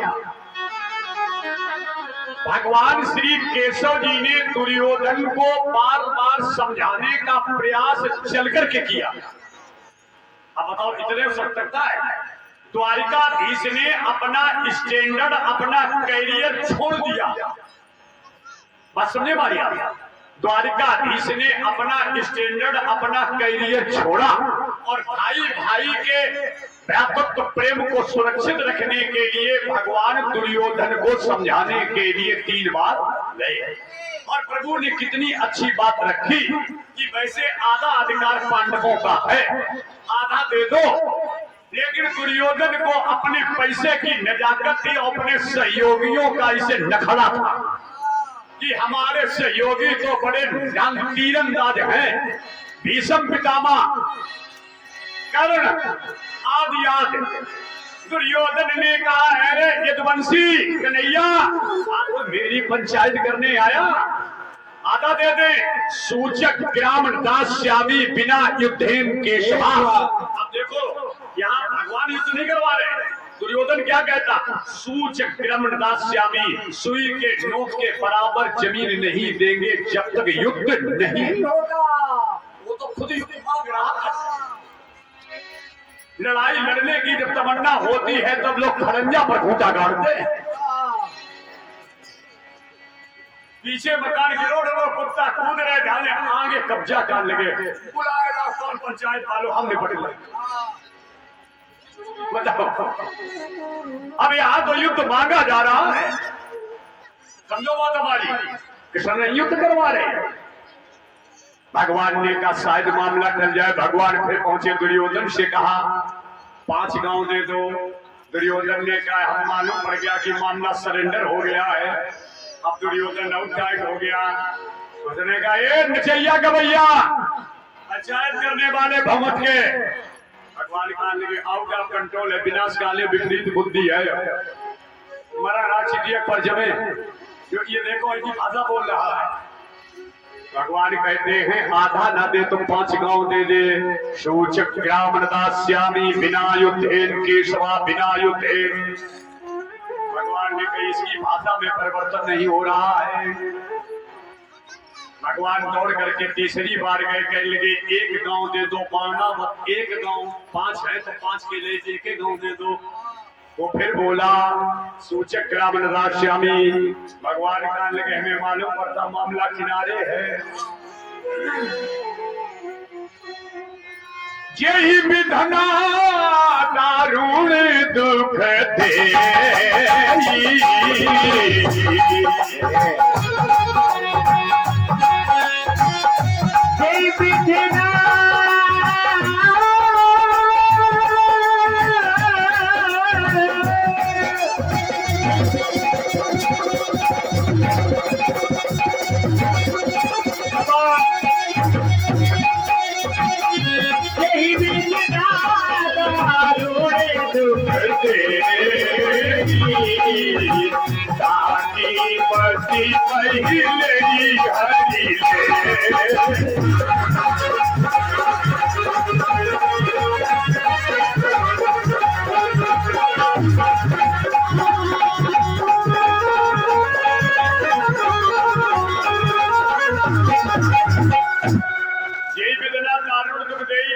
पति पहले हरी अब बता, भगवान समझाए रहे, अब वो कहता सुई के नोक के बराबर नहीं देंगे। भगवान कहने के मरण हर चिट्ठी पर जमे आएगा। अब बिना युद्ध हुए बचेगा नहीं। भगवान से बताओ, ईश्वर निवेदन कर सका था, भैया आपके हाथ ही तो जोड़ सका।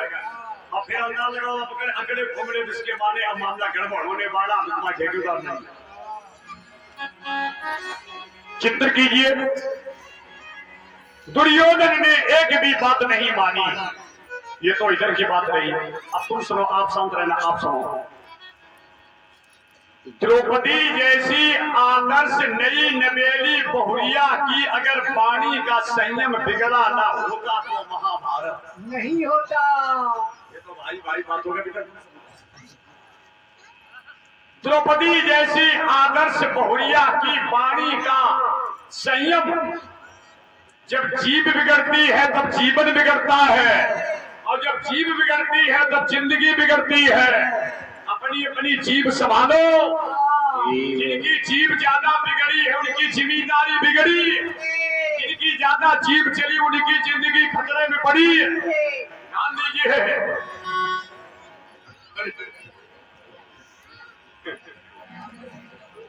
चिंता करें आप, थोड़ा अंतर है। जीभ और जीव, जीव और जीभ। अगर जीभ बिगड़ गई तो जीव बिगड़ जाएगा। ये केवल होने के लिए नहीं कर रहे, ये डुकरियों के लिए कह रहे हैं। क्या बूढ़ी बूढ़ी डुकरियन जब कछु करे धर नहीं हो तो बुढ़ापा उनकी जवानी जीभ चलत। जब बूढ़ी डुकरिया कछु करे धर नहीं उनकी जवानी जीभ पे चलत, और जब ज्यादा उनकी जीभ चलत तो बहू गाती डोकरी तुम चुप ही बैठा हुए, जीभ तुम ज्यादा चलावो, ध्यान दीजिएगा। ना तुम्हारी नाकी नोची नहीं डोकरी है। बात को भाव समझो।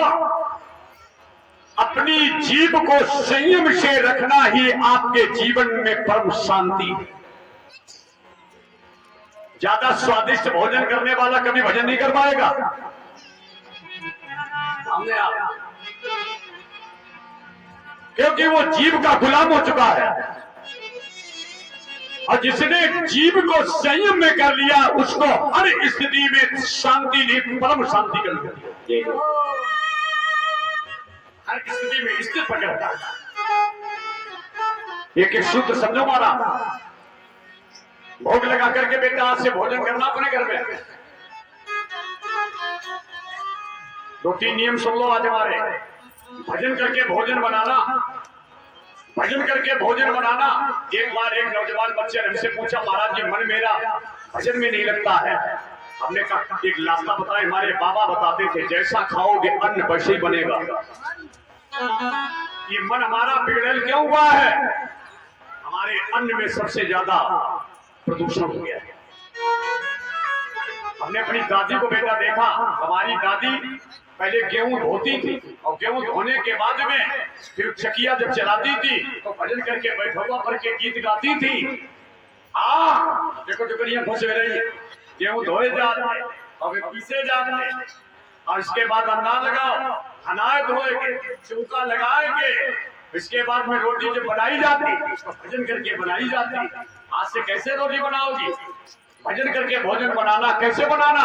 कभी राम बन के कभी श्याम बन के चले आना, चकाचक चले आना। भजन करके बनाओगे भोजन बन जाएगा, और जब भोजन बन जाए तुलसी का पत्ता डाल करके तिलवारी में भगवान के सामने रख दोगे तो प्रसाद बन जाएगा, और प्रसाद को पाने से बुद्धि का विकार हट जाएगा। बिना पैसे की दवा है, घर का रोग शांत होगा, घर की लड़ाई शांत होगी। भजन करके आज से बहुएं भोजन बनाएं, भजन करके भोजन तुलसी डाल करके भगवान को सौंप दो प्रसाद। गड़बड़ी तो यही हुई है, बफर सिस्टम चालू हो गया है, ऐसा खची पड़ी है, निडौड़ी इंसानी लगी है।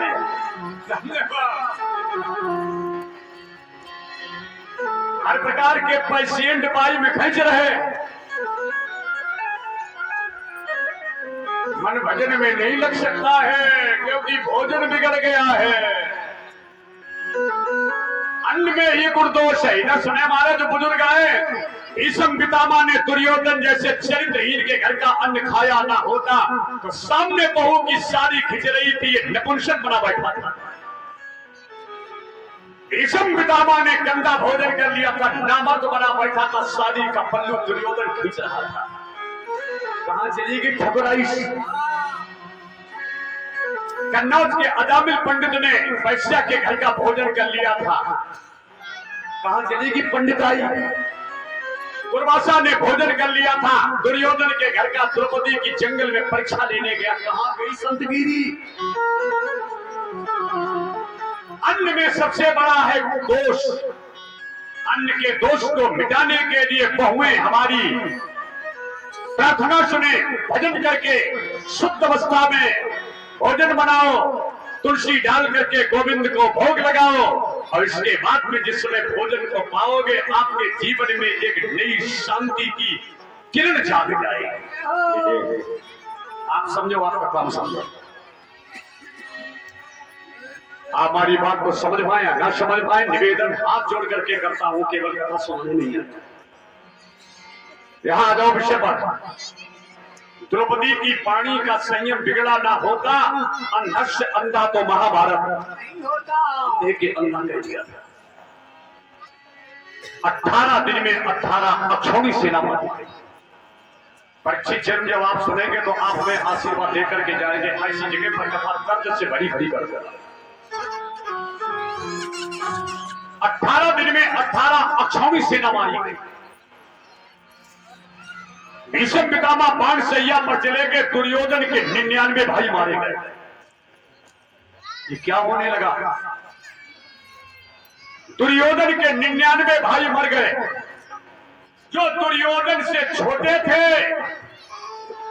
भाई का भयन सिखाने वाले व्यक्ति को ध्यान दीजिएगा, क्षणिक सुख मिल सकता है, लेकिन जीवन में कभी तुम्हारा परिवार प्रगति की ओर नहीं जा सकता। समझे आप? निवेदन 2 मिनट के लिए करूं, अच्छे लोग हमें दिख रहे हैं।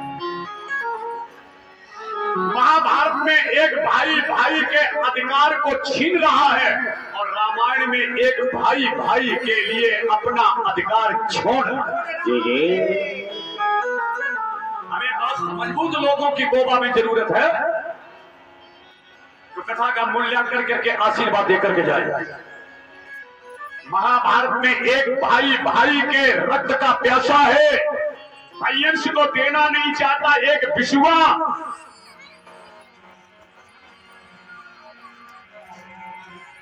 और रामायण की बात 2 मिनट बताऊं बेटा, तुम केवल शांत बैठे, आप लोग समझिए। आपके लेवल से अलग है कथा, फिर भी मैं इतनी कथा का समर्थन कर रहा हूं।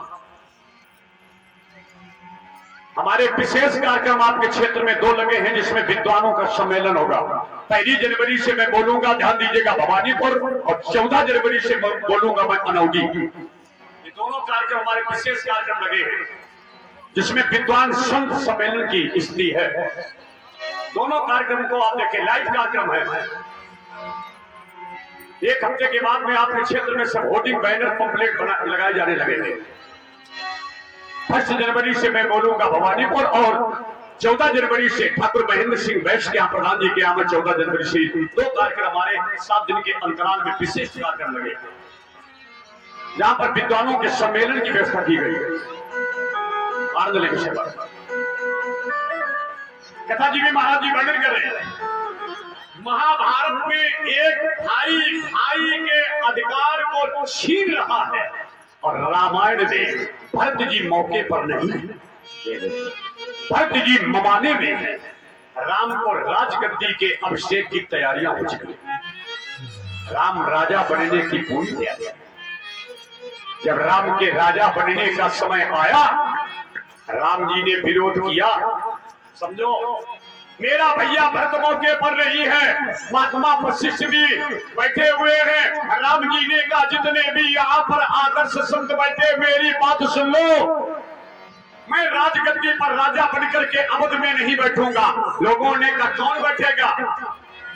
राम ने कहा भरत प्राण प्रिय।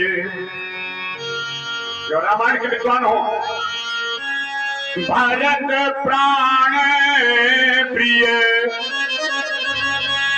पावई राजू। राम जी के लिए गद्दी सजी है, भरत मवाने में है। राम जी ने कहा भरत प्राण प्रिय पावई राजू।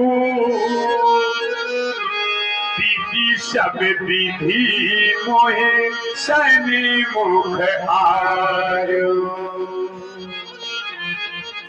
5 मिनट के लिए मैं बहुत आपसे याचना में मांग रहा हूं कि रामायण का आप भ्रातों को प्रेम देख ले। महाभारत में विरोध है और रामायण में प्रेम है। राम जी कहते हैं मेरा भैया भरत राजा बने। लोगों ने कहा क्यों? राम जी ने कहा इसलिए जन्मी एक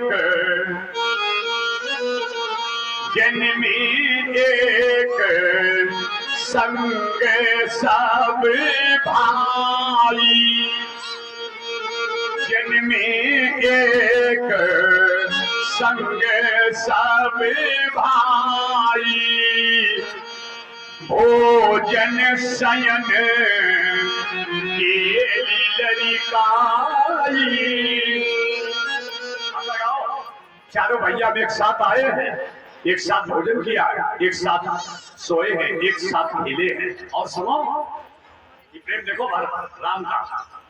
करण वेद, जिन्होंने रामायण के मंत्रों का दर्शन किया होगा उनसे मैं याचना कर रहा हूं। करण वेद कंचनो उपबीत विवाह, संग संग सब भये कुछाहा। एक साथ कंचना हुआ, जनेऊ हुआ और एक साथ विवाह हुआ। और आज वशिष्ठ जी महाराज जी मैं भी मांगता हूँ, आज कितना बड़ा ये मेरे द्वारा अन्याय होगा जो मेरा भैया भक्त मौके पर नहीं है और हम राजा बनकर के बैठे।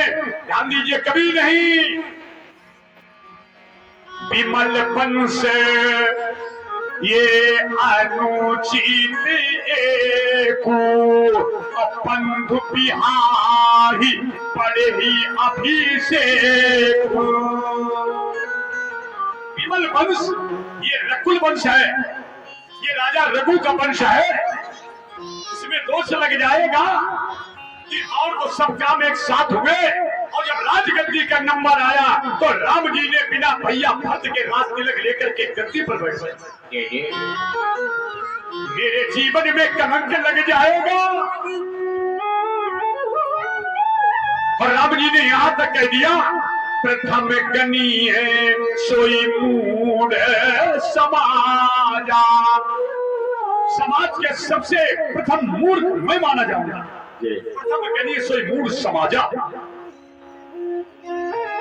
हमें गोवा में अप्रबुद्ध वर्ग के आदर्श परिवार के संस्कारी बहन भाइयों और बुजुर्गों की जरूरत है जो संस्कारी परिवार से संबंधित हो। उनके सामने सर झुका करके तुम्हारे मैं समय को मांग रहा हूं, आप अपना समय दें जिससे भागवत की भगवतमा को मैं सुना सकूं। चिंता करना कथा में आया। राम जी ने विरोध किया है कि मैं राजा नहीं बनूंगा क्योंकि मेरा भैया भरत मौके पर नहीं है। लोगों ने कहा फिर राम जी ने जानते क्या कहा, पिता दीन मोहि कानन राजू। हमारे पिता ने तो हमें जंगल का राजा बनाया है, हमें अयोध्या के राजा बनने का अधिकार नहीं है। अयोध्या के राजा बनने का अधिकार भरत प्राण प्रिय पावई राजू। पहले लोगों की जरूरत है। अयोध्या की गद्दी का अधिकार मेरे भैया भरत को है, राम को तो जंगल का अधिकार है। लोगों ने कहा अगर राजा बनकर के बैठ जाएगा तो तुम्हें क्या हो, तुम्हें लाभ क्या होगा। राम जी के नेत्र आंसुओं से भर गए। कहने लगे हमें लाभ ये होगा, लोग कहेंगे अयोध्या का राजा कौन है, हम कहेंगे मेरा भरत है। लोग कहेंगे तुम कौन हो, तो मैं गर्व से कह दूंगा कि हम राजा के बड़े भाई हैं। ये गर्व होगा, हम राजा के बड़े भाई हैं। और एक बात कह दूं, हमें इस बात की प्रसन्नता है अगर मेरा भैया अयोध्या के राज्य को संभाले और मैं जंगल की तरफ जाऊंगा। क्यों? जासुराज प्रिय प्रजा दुखारी। अगर मैं अयोध्या की गद्दी पर बैठ गया तो 14,000 रजनीचर कैसे मरेंगे, खरदूषण कैसे मरेगा। अगर खरदूषण नहीं मरेगा तो रावण नहीं मरेगा, 14,000 रजनीचर नहीं मरेंगे तो ऋषियों को शांति कैसे मिलेगी। अगर हमारे समाज को शांति न मिली तो हमें ऐसे राजा बनने का कोई अधिकार नहीं है। किसी राजा के राज्य में रैयत अगर करा रही है तो ये नोट कर लो, राजा को ध्यान दी, धन भले वो कमा ले लेकिन नरक का अधिकार उसे मिल। गरीबों की आह को मिटाना राजधर्म का लक्षण होता है। राम जी ने कहा 14,000 रजनीचरों का आतंक है, इसलिए मेरा भैया भरत इधर देखेगा, हम उधर देखेंगे। जब दोनों लोग अपने अपने कर्तव्य पथ पर आरूढ़ हो जाएंगे तो हमारे पिता के सपने राम राज्य के पूरे हो जाएंगे। समझ ले, हमारे ढेर सारे जो लोग यहाँ आए हैं, रामायण में एक भाई भाई के लिए गद्दी छोड़ रहा है। आगे ना बढ़ाओ, इससे बहुत बढ़ जाएगा।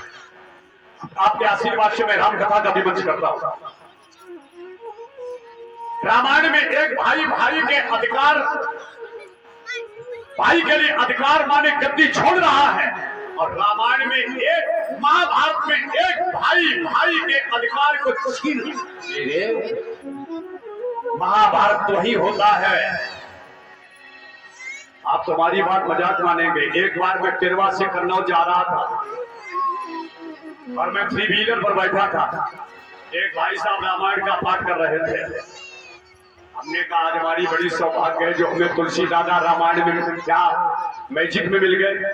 हमने कहा ये क्या पढ़ रहे हो? कहने लगे रामायण से पंडित जी में इतना प्रेम है जो हम रामायण की जब तक 5 चौपाई पढ़ नहीं लेते हैं तब तक भोजन नहीं करते हैं। हमने कहा धन्य है तुलसी दादा की। क्या पढ़ रहे थे भरत मिलाप, भरत मिलाप, भरत मिलाप उनका चल रहा था चैप्टर भरत मिलाप का। हमने कहा इधर कहाँ जा रहे हैं? कहने लगे कचहरी जा रहे हैं। हमने कहा कचहरी में क्या है? कहने लगे मुकदमा की तारीख। हमने कहा मुकदमा कैसा है? हमारा बड़ा भैया तो बिस्वा जमीन नहीं छोड़ रहा, हमने उसके ऊपर मुकदमा दायर किया है। बड़े भैया के ऊपर मुकदमा दायर के एक बिस्वा जमीन के लिए भरत चरित्र चाहते घूम रहे। हमने कहा जय हो भरत के बाप। एक बिस्वा जमीन पढ़ रहे भरत चरित्र, बड़ा समझने योग्य बात है। केवल भागवत को सुनना नहीं है, इसे समझना है। समझने के बाद में जीवन को उतार करके परिवार के कलह को मिटाने का तुम्हें अपने मन से संकल्प करना है। तब तो समझ लो भागवत सुनिए। जितना कथा सुनने से पुण्य नहीं होता उससे कई गुना पाप लगता है। मंदिर में दर्शन करने के लिए गए, वहां भ्रमे भटकाए रहे हो।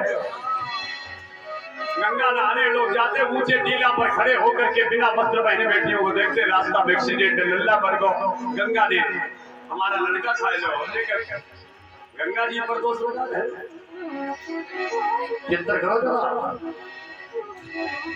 दुर्योधन ने भगवान की बात नहीं मानी। आज मैं देखता हूं इतने इतने मजबूत लोग बैठे जो जहां आगे उसी जगह पर बैठ करके आशीर्वाद दे रहे हैं।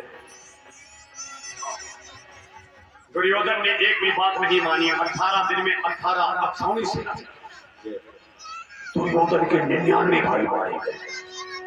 मदद करने वाले भीष्म पितामह बाण शैया पर गुरु द्रोणाचार्य अपने जीवन को छोड़ बैठे थे। दुर्योधन ने जिस समय आंख फैला करके देखा तो 99 भाइयों के मांस को कीट और कौवे नच रहे थे। दुर्योधन सिर पीट करके रोने लगा। दुर्योधन ने कहा हाय मेरे जीवन का कितना बड़ा पाप है जो मैंने भाई के भयंश को अगर जबरिया छीना ना होता तो मेरे 99 भाई बेमौत मरते। इस दौलत का क्या करेंगे जब मेरा परिवार ही, मेरा कुनवा ही चला गया अकाल मौत के मुंह में, तो मेरी दौलत का क्या होगा? ये मैंने दूसरे की हराम की दौलत अगर घसीटी ना होती तो मेरे भाइयों के ऊपर आज इस तरीके से कीट और कौवे मरना था। मेरे भाई अपनी मेहनत की कमाई को तो हजम करना मुश्किल पड़ रहा है।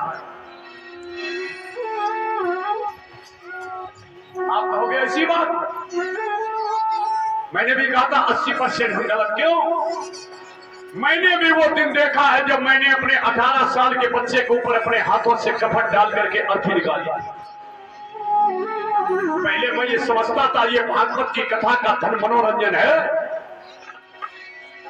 जब मैं इस कथा को मौज मस्ती समझ करके कहता था, और जब मेरी दौलत रेजेंसी के गेट पर बच्चे के लिए तड़प तड़प कर लुटी घरवाली का सोने का सामान डॉक्टर आशुतोष वाजपेयी ने ले लिया। जब धन त्रयोदशी के दिन मैंने शव यात्रा निकाली तब मैंने जाना कि मैंने भागवत की कथा को मनोरंजन अगर मनाया ना होता तो याद मेरे जीवन में ये दिन देख रहे।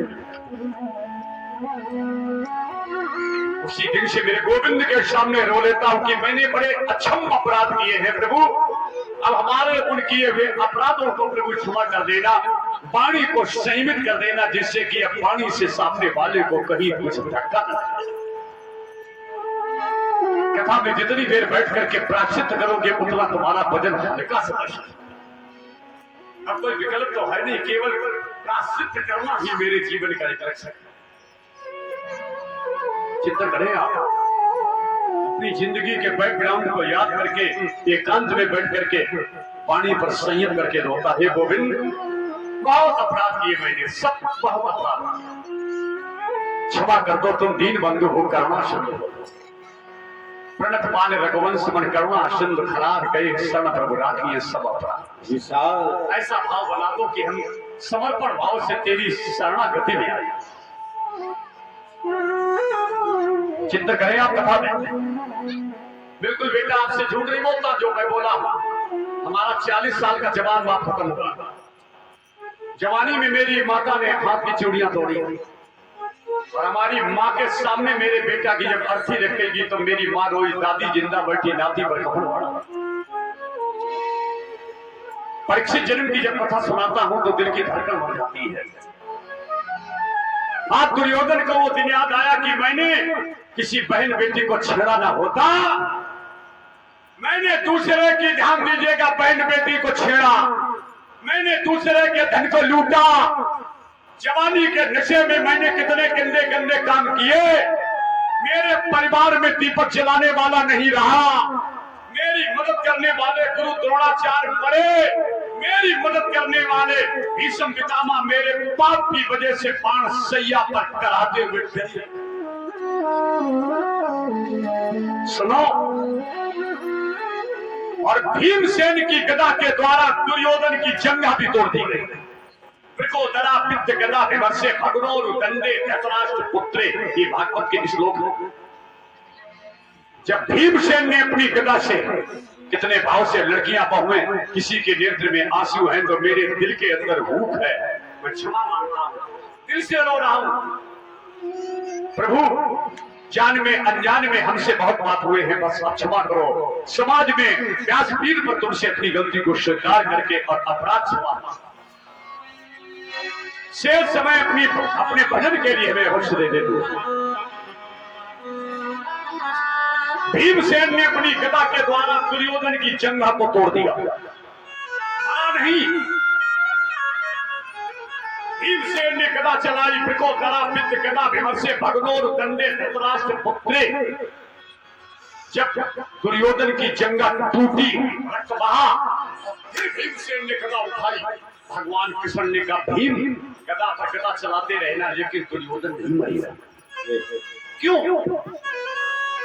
दुर्योधन को मांडव ऋषि का वरदान लगा है, जब तक इसको सुख और दुख दोनों एक घड़ी नहीं होंगे तब तक इसकी मृत्यु नहीं होगी। अब लोग चतुर लोग कितने भाव से साइलेंट अवस्था में बैठ करके कथा सुनने लगे। कम खाओ कम खाओ। बेटा आपसे निवेदन करते हैं, आज से जब बोलना ऐसा बोलना जिस बोलने में तुम्हें शांति और सुनने वाले का कल्याण हो जाए। ऐसा अपनी वाणी से मत बोलना जो तुम्हारी बोली से बोली थी। अगर हमारे द्वारा किसी परिवार में विवाद हो गया तब तो मेरी जिंदगी को जन्म देता है। बहुत चिंता करेगा हमें, जितनी देर बैठे सब अपने जो इष्ट मानती, जिसको मानती बस उसी का ध्यान 10-5 मिनट बैठ करके करो। भगवान हमें शांति, पैसा भले ही कम दो लेकिन मेरे परिवार को निरोगी बना देना, शांति देगा। दुर्योधन की जंघा खून बह रहा है, मरा नहीं है। भगवान कन्हैया 5 पांडवों को लूट रहा। दुर्योधन व्यास सरोवर के किनारे अधमरा पड़ा है, खून बह रहा है। ठीक, भगवान कृष्ण 5 पांडवों को, द्रौपदी को और द्रौपदी से पैदा होने वाले 5 बच्चों को लेकर के पर्वतारोहण की ओर चले। पर्वतारोहण की ओर भगवान श्री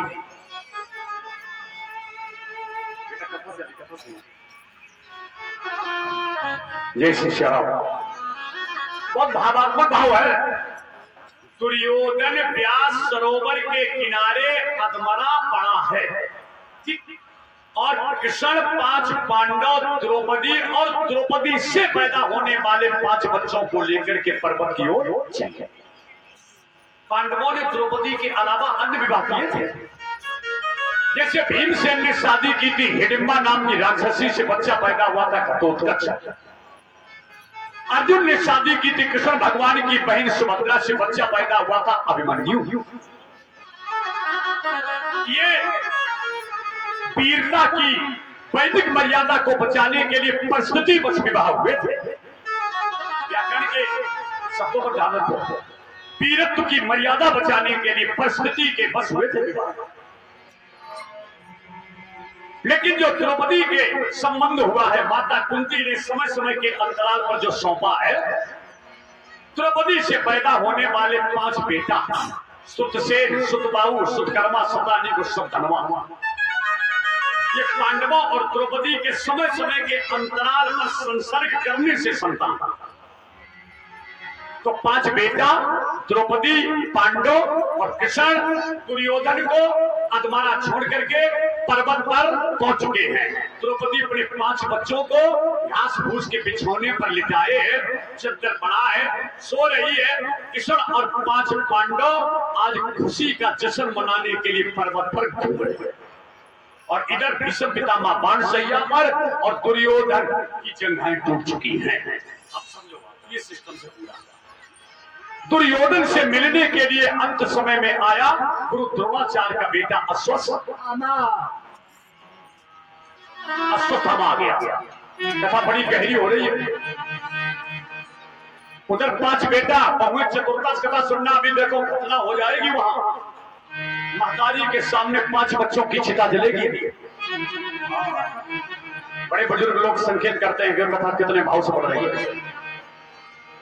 उधर का दृश्य ये है, वो देखो 5 लल्ला लेटे हैं, द्रौपदी लेटे, वैसे बहुएं अपने बच्चे को अपने आंचल को करवट लेकर के सुलाती हैं, लेकिन द्रौपदी आज उल्टा करवट लिए है, बच्चे इधर पांडव मौके पर नहीं घूम रहे हैं। इधर दुर्योधन से मिलने के लिए अश्वत्थामा आया। जिस समय दुर्योधन ने अपने मित्र अश्वत्थामा को देखा, रोने लगा दुर्योधन। जे न मित्र दुख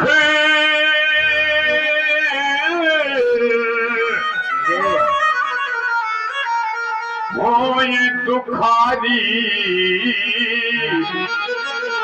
और तीनही बिलोकत पातक भारी। मित्रता बेटा करना साधारण, निभाना बहुत कठिन है। मित्र कौन है? कुपथि निवारे,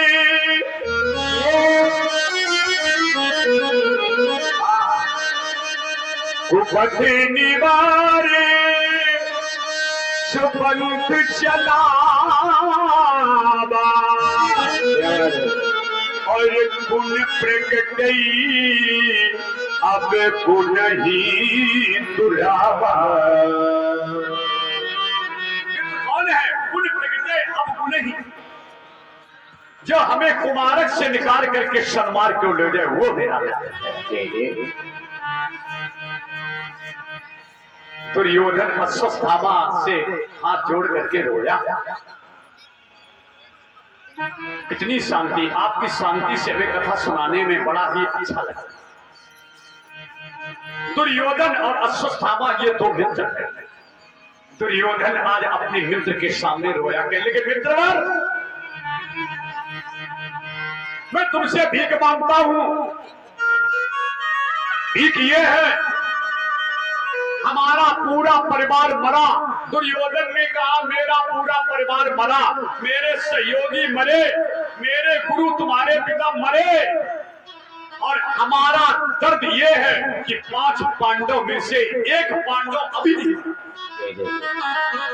5 में से 1 नहीं मरा, और हमारा पूरा सहयोगी परिवार मरा। और अगर तुम मित्र हो मेरे प्यारे, तो इस समय वो 5 पांडव पर्वत पर सो रहे हैं, और मित्र हो तो 1 पांडव का सर काट करके अगर मैं दे दोगे तो मित्र पर मेरी अंतिम विदाई में तुम मेरे वफादार हैं। 1 पांडव, सावधानी बरतें आप। 5 में से अश्वत्थामा ने कहा जाओ, आज तौबा में मैं संकल्प करता हूं, अगर मित्रता तुमसे की है प्यारे, बात तुम्हारे प्रतिद्वंदी अगर पर्वत पर लेते हैं तुम एक ही कहते हो, और मित्रता की कसम खाता हूं कि सोते हुए पांचों पांडवों के सरकार करके मैं तुम्हें दे करके मित्रता निभाऊंगा। पांचों मारेंगे। चल दिया अश्वत्थामा। पांडव तो खुशी में घूम रहे हैं पर्वत के बाहर, मौके पर नहीं कन्हैया संग है, और अश्वत्थामा पांडवों को काटने मित्रता निभाने जा रहा है। त्रिशूल का पैरा शंकर का भक्त विभूति छुरी अंदर पहुंच गया। आज अम्मा द्रौपदी को ये नहीं मालूम है कि मेरी गोदी सोनी हो जाए। पांडव तो घूमने से ले गए हैं, पांडवों के सेम टू सेम हम सकल बच्चा देते हैं, हम सकल। अश्वत्थामा ने ये जाना कि पांडव लेते, निकाली तलवार शिविर से। हत्यारे ने क्रोधमय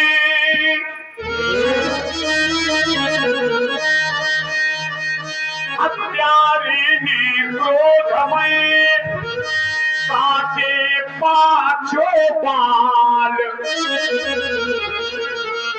हत्यारे ने लोभ में मोह में वो काटे पांचों बाल। मानो समझ करके काटे पांचों लाल, उन पांचों के शीश ले निकल गया पांडव मारने गया था, पांडव नहीं मारे, पांडवों के बच्चे लेते थे सेम टू सेम चेहरे के। उसने ये जाना ये पांडव हैं, एक एक करके तलवार से काटा। ये तो दादा युधिष्ठिर, ये अर्जुन है, ये भीम, ये नकुल सहदेव चोटियां पकड़ करके और निकल करके आया दुर्योधन के सामने। ऐसे करके उसने पांचों कटे हुए सर रख दिए। दुर्योधन ने जब कटे हुए सर देखे मुस्कुरा गया। देखो सुख तुम देखो, पांच कटे सर देख करके मुस्कुराया। अरे बारे मित्र, जिन पांडवों ने मेरी जंघा तोड़ी उनके तुम सर काट करके लाए, तुमने मित्रता निभाई। एक एक सर लाओ, ये तो दादा युधिष्ठिर है, ये सप्तवेदी अर्जुन है। देखो सहदेव, अब भीम का सर लाओ जिसने गदा से मेरी जंघा तोड़ करके मेरा वंश नष्ट किया है। ये भीम का कटा हुआ सर। दुर्योधन पहले तो ये समझा ये भीम है, मुस्कुरा गया।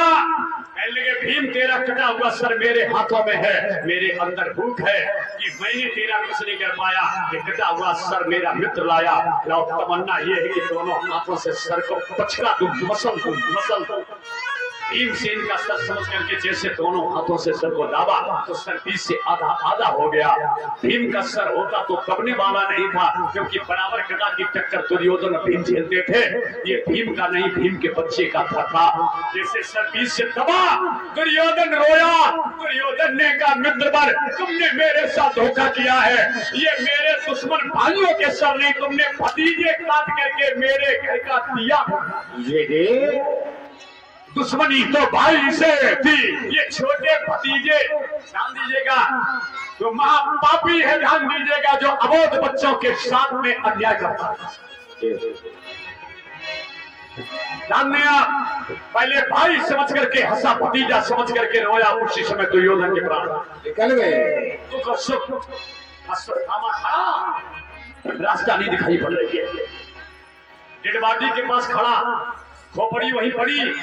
इधर का त्रिशूल देखो, परीक्षित जन्म हो रहा है, प्योर कथा चल रही बिल्कुल। तो सुनने में आप कितने चाव से।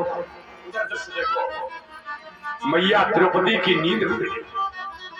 महतारी ने अपने मन में भाव जागा कि मेरे लल्ला प्यासे होंगे। आंचल में दूध उतर आया है, लल्ला प्यासे होंगे। जैसे अम्मा द्रौपदी ने चद्दर हटाई, ओ एक बच्चा मर जाए, महतारी की जवानी बुढ़ापा में बदल जाएगी। मेरे से ना पूछो, ये दर्द मेरी बहुरिया से पूछो जिसकी गोदी सुनी हुई होगी। ये दर्द बहू से पूछो जिसका सुहाग लुटा होगा। ये दर्द बूढ़ी अम्मा से पूछो जिसके आंगन की किलकारी मेहंदी घाट चली गई।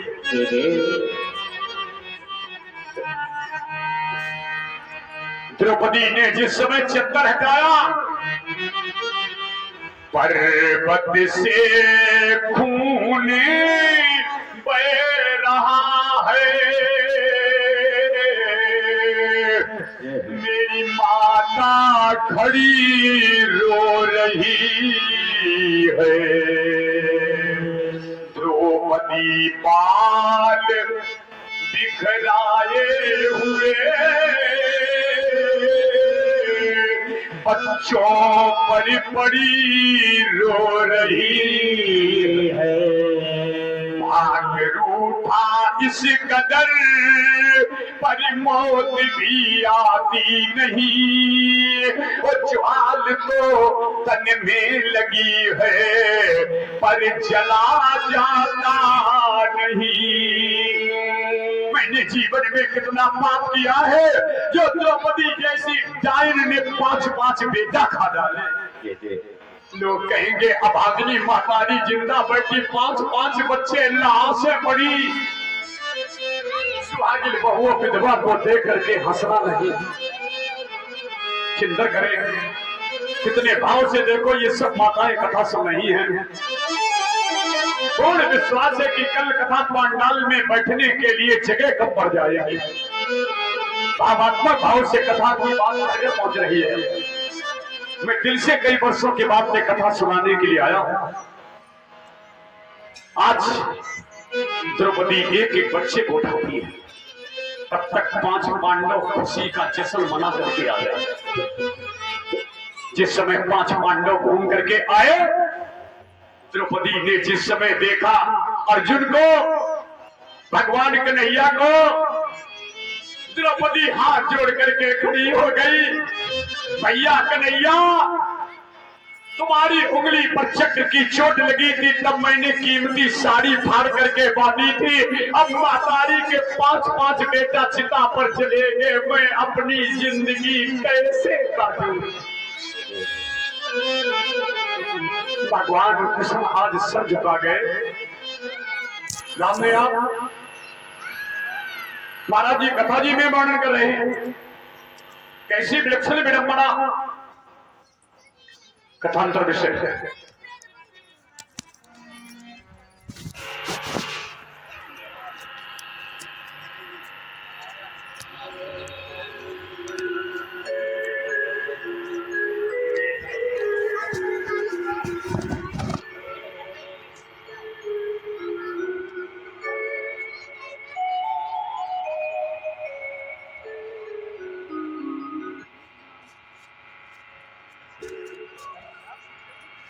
सीताराम।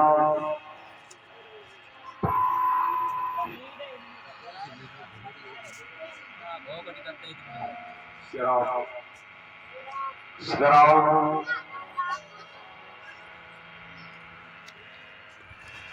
काश बेटा फाड़ दो। अच्छा आकाश से बंद करो, तुरंत जान लगे।